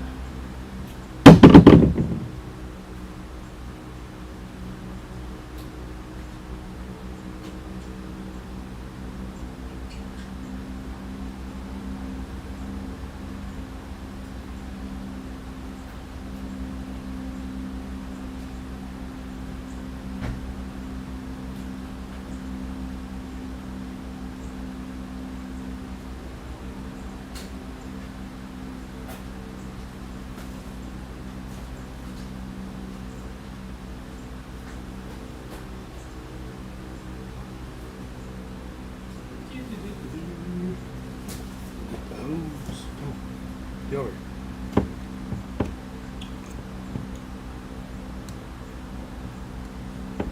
Oh, come on. Don't be that way. Okay, there you go. Perfect. All that set up. All right.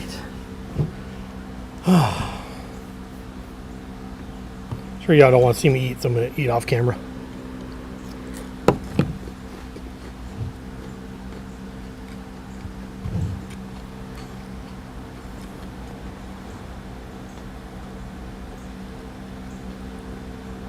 Well, the rain I've been wanting came, drizzled, and it's probably turned my garage into a sauna now.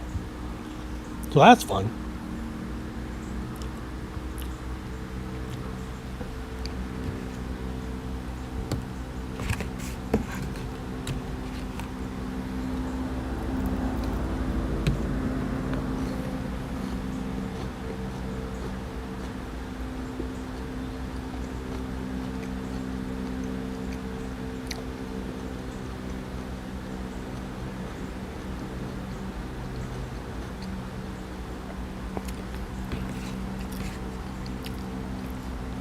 Yeah. Let's see, what time? Oh, dang, we still got 30 minutes for this one.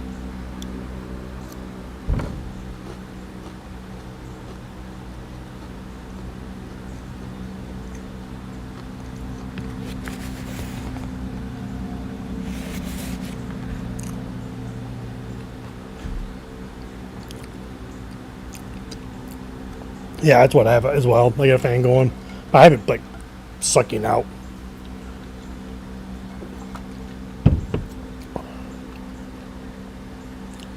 I'm pretty deep in my garage, I think, all things considered. I'm more, I don't know, yeah, I guess I'm about halfway.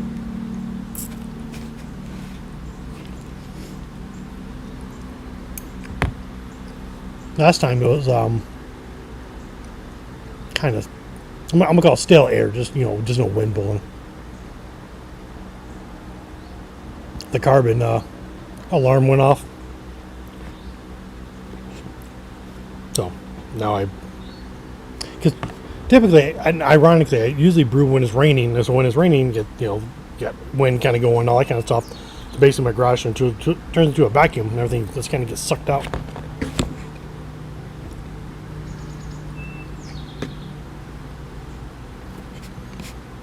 The wind was picking up a little bit ago. Now it's clouds are still moving pretty good, but yeah, all the trees are ain't doing nothing.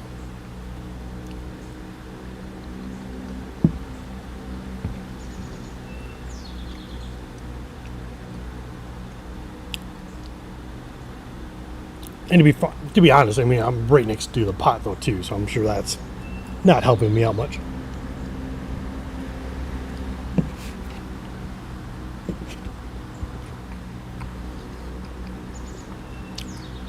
So, did you guys have fun at HomebrewCon?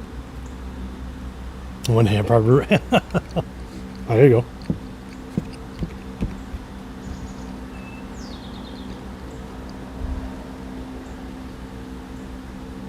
I wish my property was flat. Because basically, I got my back driveway, hits a hill, that's 30, I think it's 36 feet down. And a really steep slope. And then it's flat, like in the lower level. But that being said, I have a creek in my backyard, or on the fence line basically, that if it rains too much, then the whole backyard gets flooded, so I can't really put a building down there.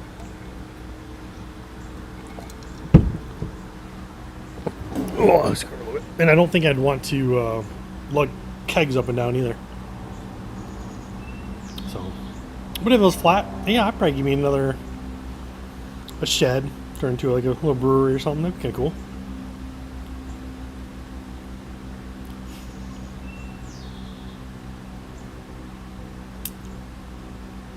Yeah, but I know you guys hung out with us in the evening hours. But were you guys at the HomebrewCon as well?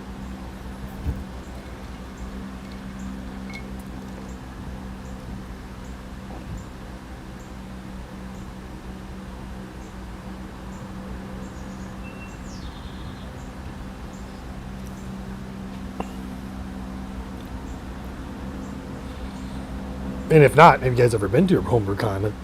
Yeah, that's a good question too. This was my first one. Oh, okay, yeah, Asheville's awesome.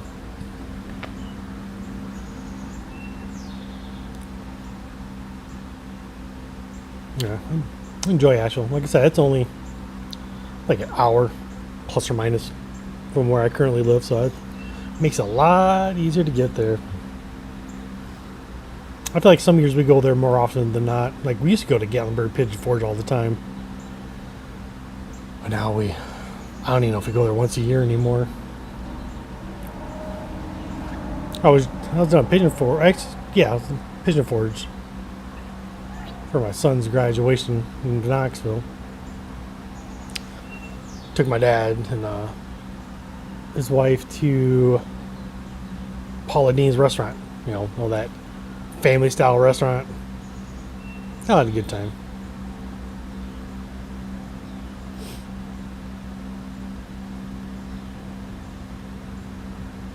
I'm trying to think. I think the year before last I think we stayed in Pigeon Forge area. I think we got like they call it a cabin, but it wasn't a cabin. The thing was a house.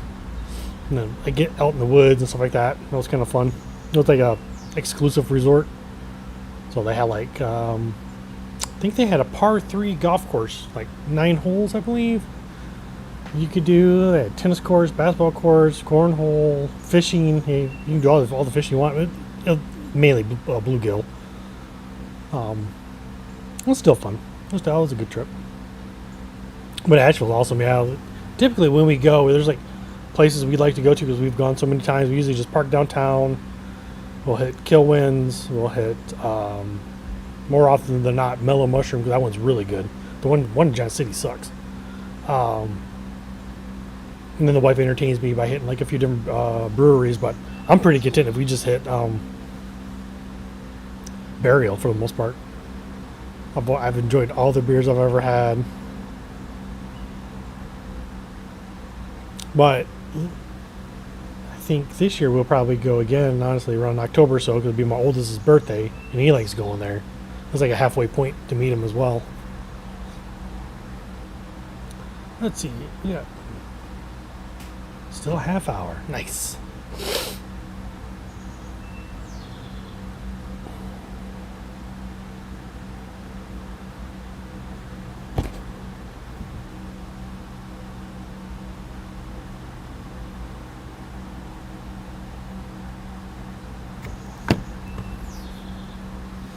Oh yeah, just relaxing.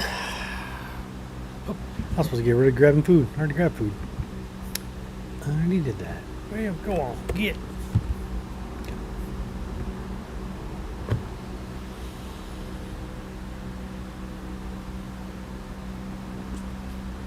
Well, yeah. So I think I already said this once. I've said it again. I'm not sure how long you've been here. Brewing bad, but talked to Josh from Homebrew Happy Hour last night. So that interview comes out, I think, the 10th of July. Talked to Kurt from the Brew Tubers Discord. He was an awesome guest.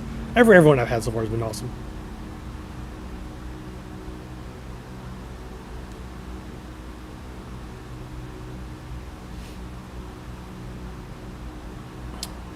I think another thing I'm thinking about doing, trying to figure out like the best time to do it. I don't think there ever is a best time, but had one guest suggest maybe doing a panel.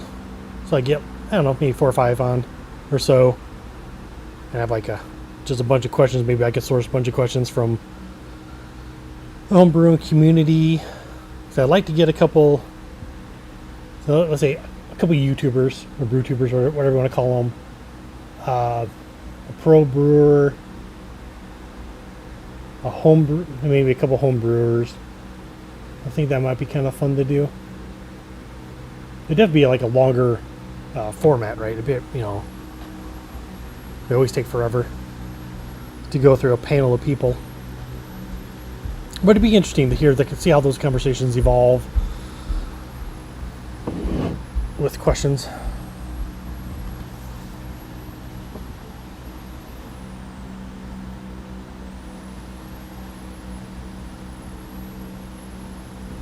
Trying to think what else to talk about, really. Oh yeah, HomebrewCon was a blast. I enjoyed it. Had a good time. I met some really awesome people.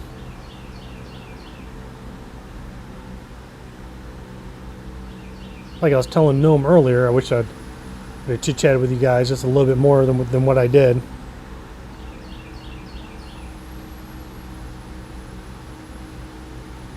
Oh no.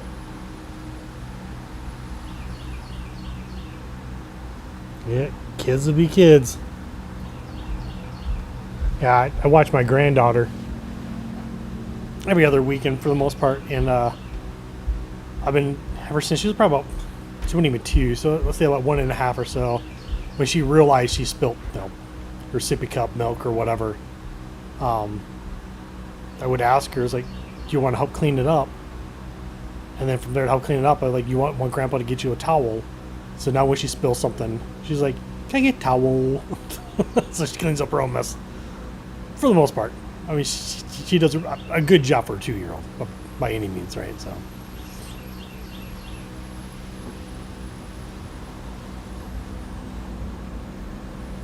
But yeah, I don't know what you missed. In 5 minutes, I think I may have asked. Yeah, I don't know now. My mind's a blank. Oh, I did remember saying that. I wish I would have spent a little more time chit-chatting with you two guys for sure. I just know when we were at Diatribe, I was just tired. I was whooped, mentally exhausted. There's so many conversations going on. I don't even know what was happening. I do remember going into Diatribe to put my empty glass on the counter to help them out so they didn't have to, you know, pick up my mess. And then I've always wanted to try the old Irish goodbye, so I dipped out. I got in pretty much in front of the building, ordered my ride, get back to the hotel room, and then CH caught me. So I almost successfully did the Irish goodbye. Yeah, kids, oh man, yeah. Yeah. Ah man, yeah, that burger joint was good. I really enjoyed that. That was such a huge. I did not expect it to be that big of a burger, honestly. But you know, growing up in Michigan, I mean, there's dive bars all over the place in Flint, and they always had the best food. Always had the best food. But yeah, so like I don't get envious of people very often. But I do get envious of those that still have little children at home.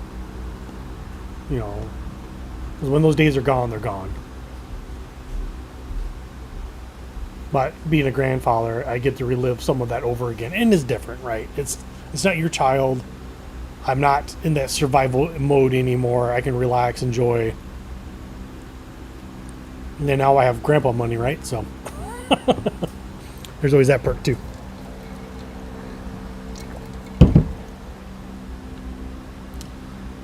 Life lessons and nostalgia with Jeremy.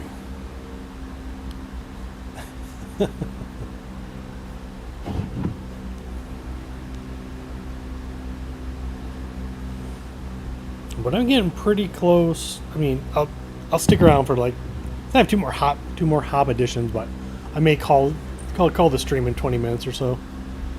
That way I can start washing up some stuff I got laying around, because I'm feel the older I get, the little more OCD I get, and I kind of like cleaning things when I'm done with them, so I don't have a big clean day at the end. Plus, I can sneak inside and cool off in the air conditioning for a few minutes too. Well, yeah, trip was great.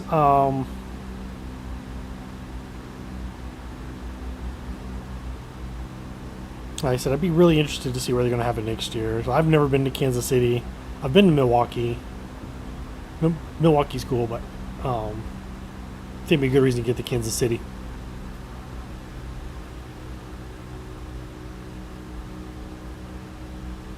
Yeah, it just popped in my head. I totally forgot about this. Yeah, when we were at Diatribe, the dude that just yacked everywhere. I was like, oh, so gross.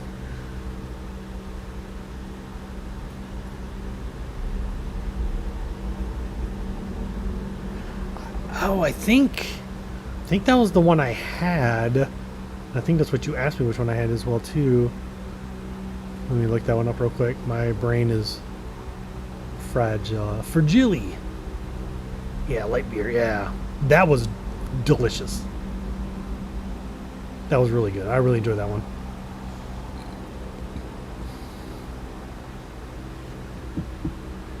Oh, that was so gross. Yeah, like, well, first it was in the bathroom. As they find whatever, he's like, okay, so you tell people not to use that bathroom, so you had to go use one further on down.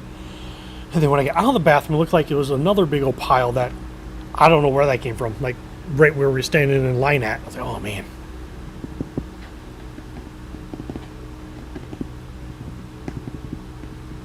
Yeah, gross. Yeah.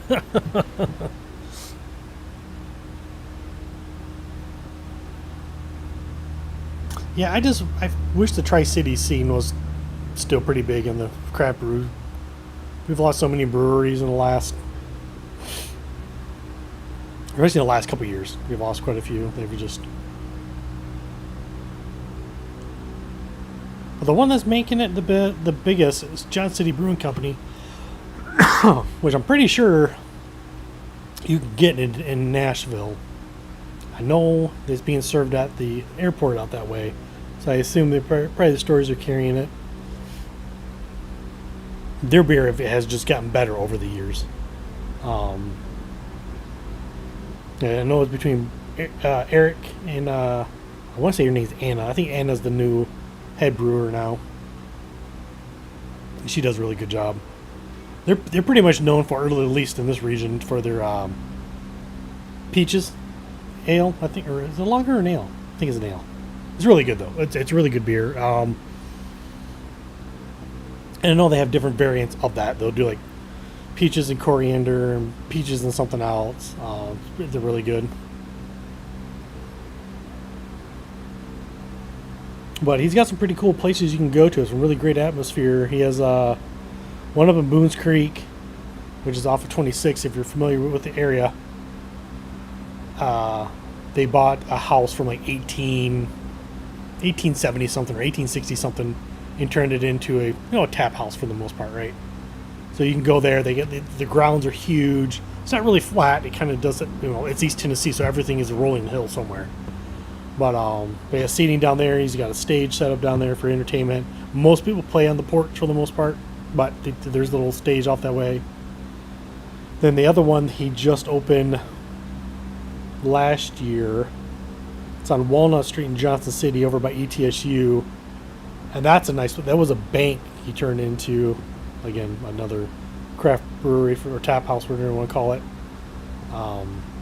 He's got a huge backyard. It's all sorts of little fun activities for everyone to do, like most craft breweries have nowadays for the most part. Like, you know, you got your staples, you got your cornhole there, you got food trucks there, and all that kind of stuff. But it's pretty cool. You actually got some private rooms, which kind of reminds me a little bit of like some of the older English pubs, right?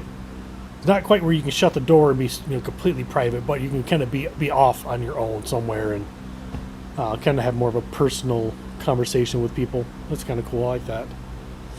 Basically, they were other people's offices, you know, for the most part. But yeah, they do a pretty good job.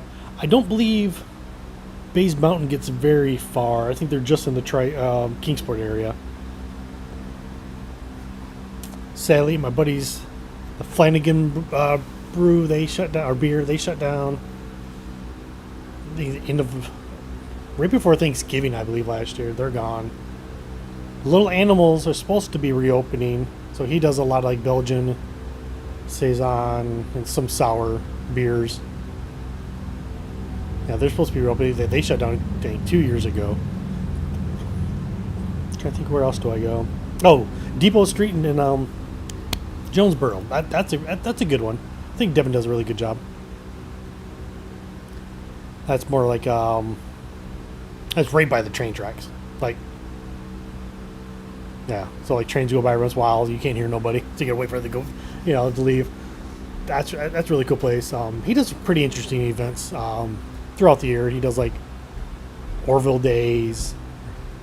Of course, everyone does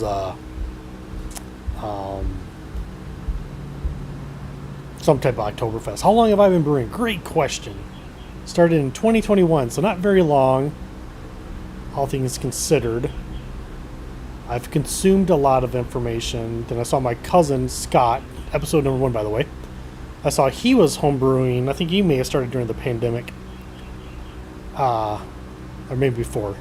But anyways, I was watching him on YouTube, you know, making beer and stuff like that. And I'm like, oh, wow, he's doing it. Okay, I think I want to try this out. So I reached out to him. He told me what kit he bought from Northern Brewer.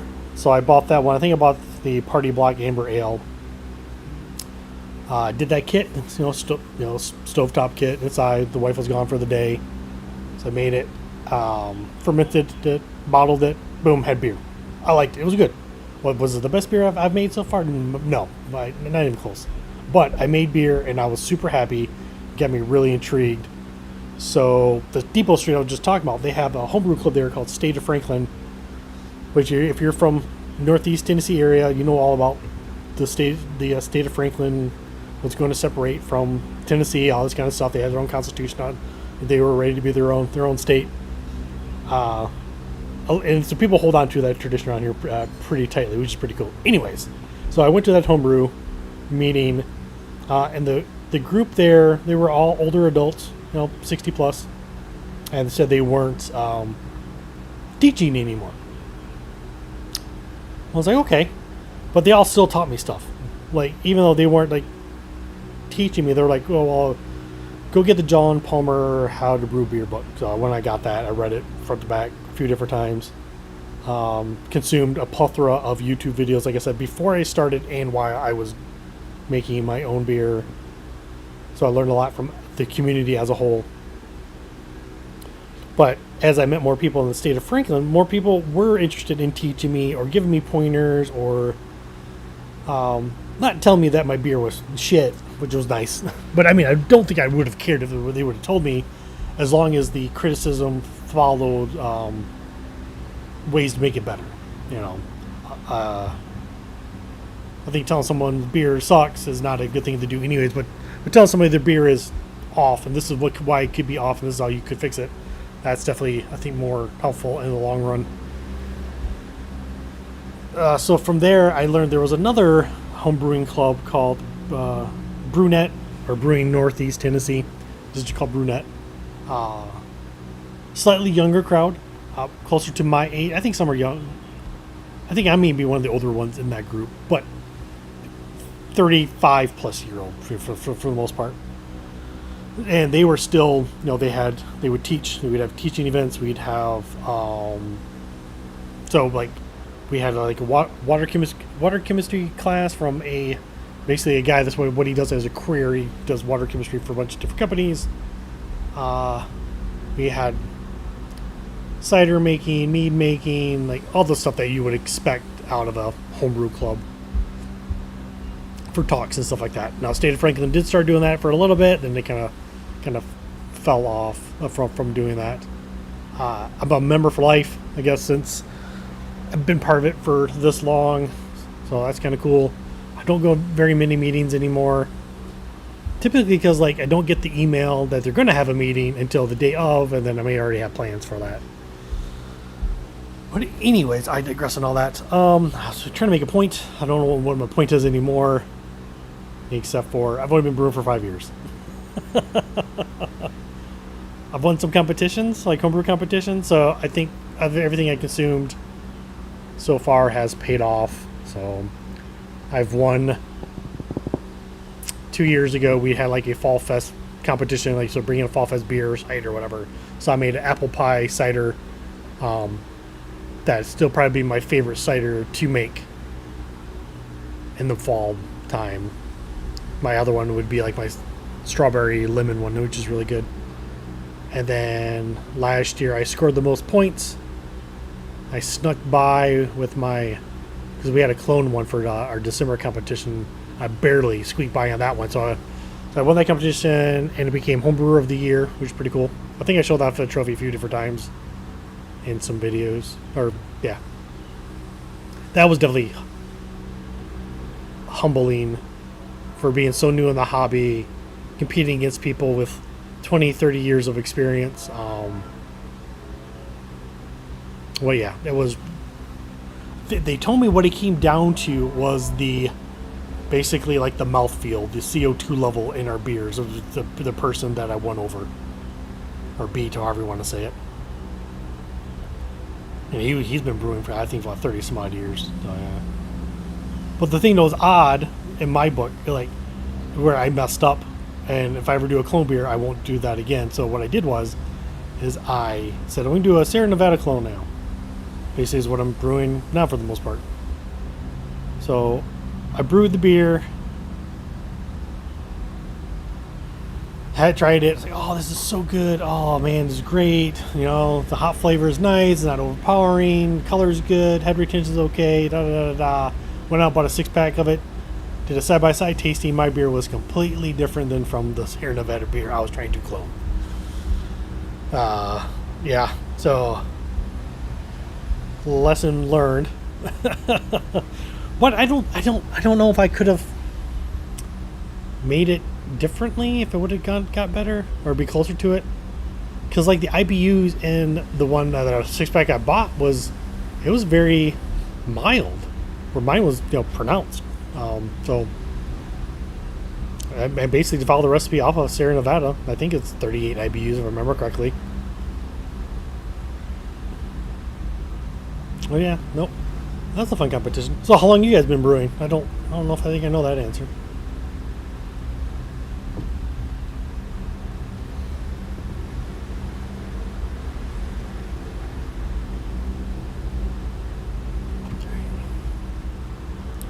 So yeah, so now the sun's back out. All the water is dried up. So much for our storm.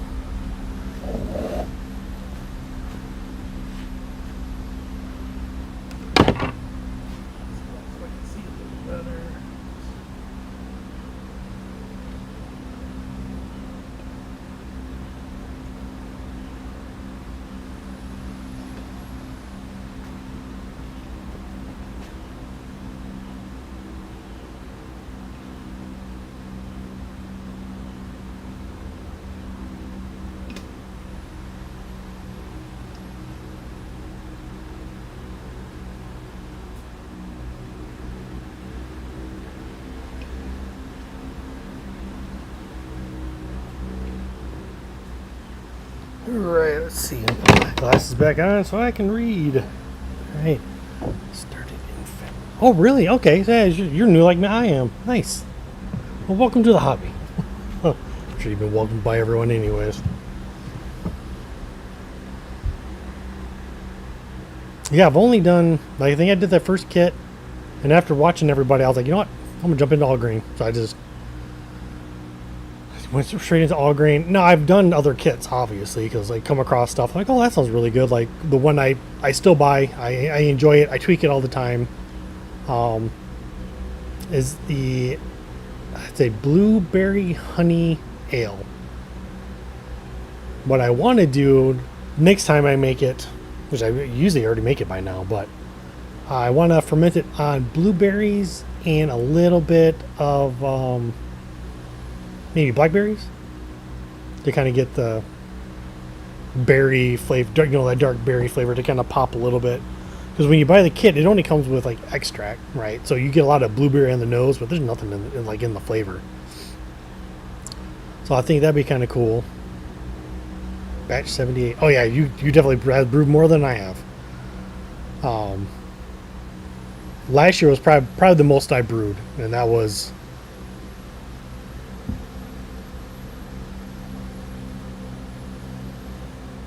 I want to say I did a beer almost every month, so I'll count that as brewing because cider is just dumping yeast in and stuff like that. So ciders, I did like 4 or 5 ciders. I didn't do meat at all. There are some meats I do want to make. It's just I typically just forget when I'm out and about. I don't like I have a board with all the stuff on it that I want to make, and then I just forget. Like I've been trying to make this beer since Wednesday. But everything just kept coming up, and then these odd jobs and doctor's appointment, and I just finally had the time to do it. Because ideally, I probably should have went and saw my son today, but I'll make this beer too. I'll go see him. I'll bring him some, and what I'll do is I'll swap him. I'll have him go give me some Brew, however you want to say it, beer. I'll trim some of mine. 78, man, that is a lot. That's awesome, man. What size batches do you do? Don't mind me asking.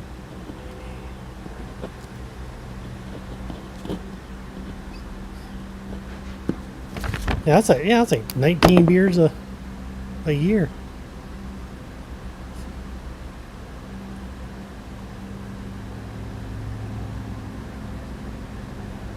I guess another question to ask you, since you're doing that many beers in a year, are you doing, I think I already asked, well, how many gallons, but I mean, are you also doing like double brew days, triple brew days? Use 6 gallons, okay, right? So I did a double brew day once, and that about killed me. But again, both the beers for like a competition. I forgot, and I had to hurry up. We had to make them, and those were both. I think those were both 5-gallon batches. I believe, yeah. I think they're both 5-gallon batches. Because, like I said, I've reduced to 3.5. I'm content with that. That's good for me.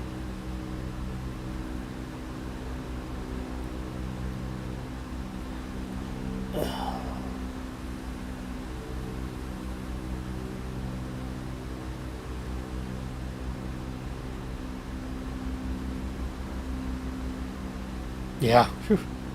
It's some people love it.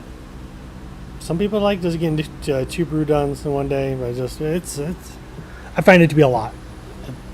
I guess if we do like a party guile, right? Where you brew a stronger beer and then you do like a weaker beer for your second runnings. I mean, that might not be too bad. I've not done that one yet. I don't make anything that strong. I tried making a barley wine once, and it just didn't turn out right. I didn't like it anyways. I think I messed up my hop additions. Now I'm looking at my timer. That's right. Let's start the timid now, I think. Yeah, I did. I fucked up. Oh well. It'll be fine. We'll be fine.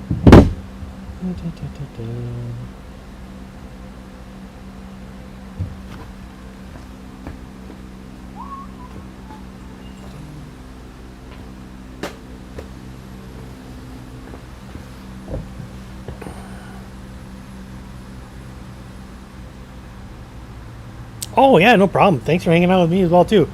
It's hard to talk about, just do yourself. But yeah, good luck. Have fun with your kids, and I'll see you later. On the note, I think I'm going to I'm going to get off here as well. I'm going to step inside and cool off for the next few minutes. Thanks for hanging out, everyone. Appreciate your time. And cheers. If I can figure out how to just kill my stream. Oh, there it is.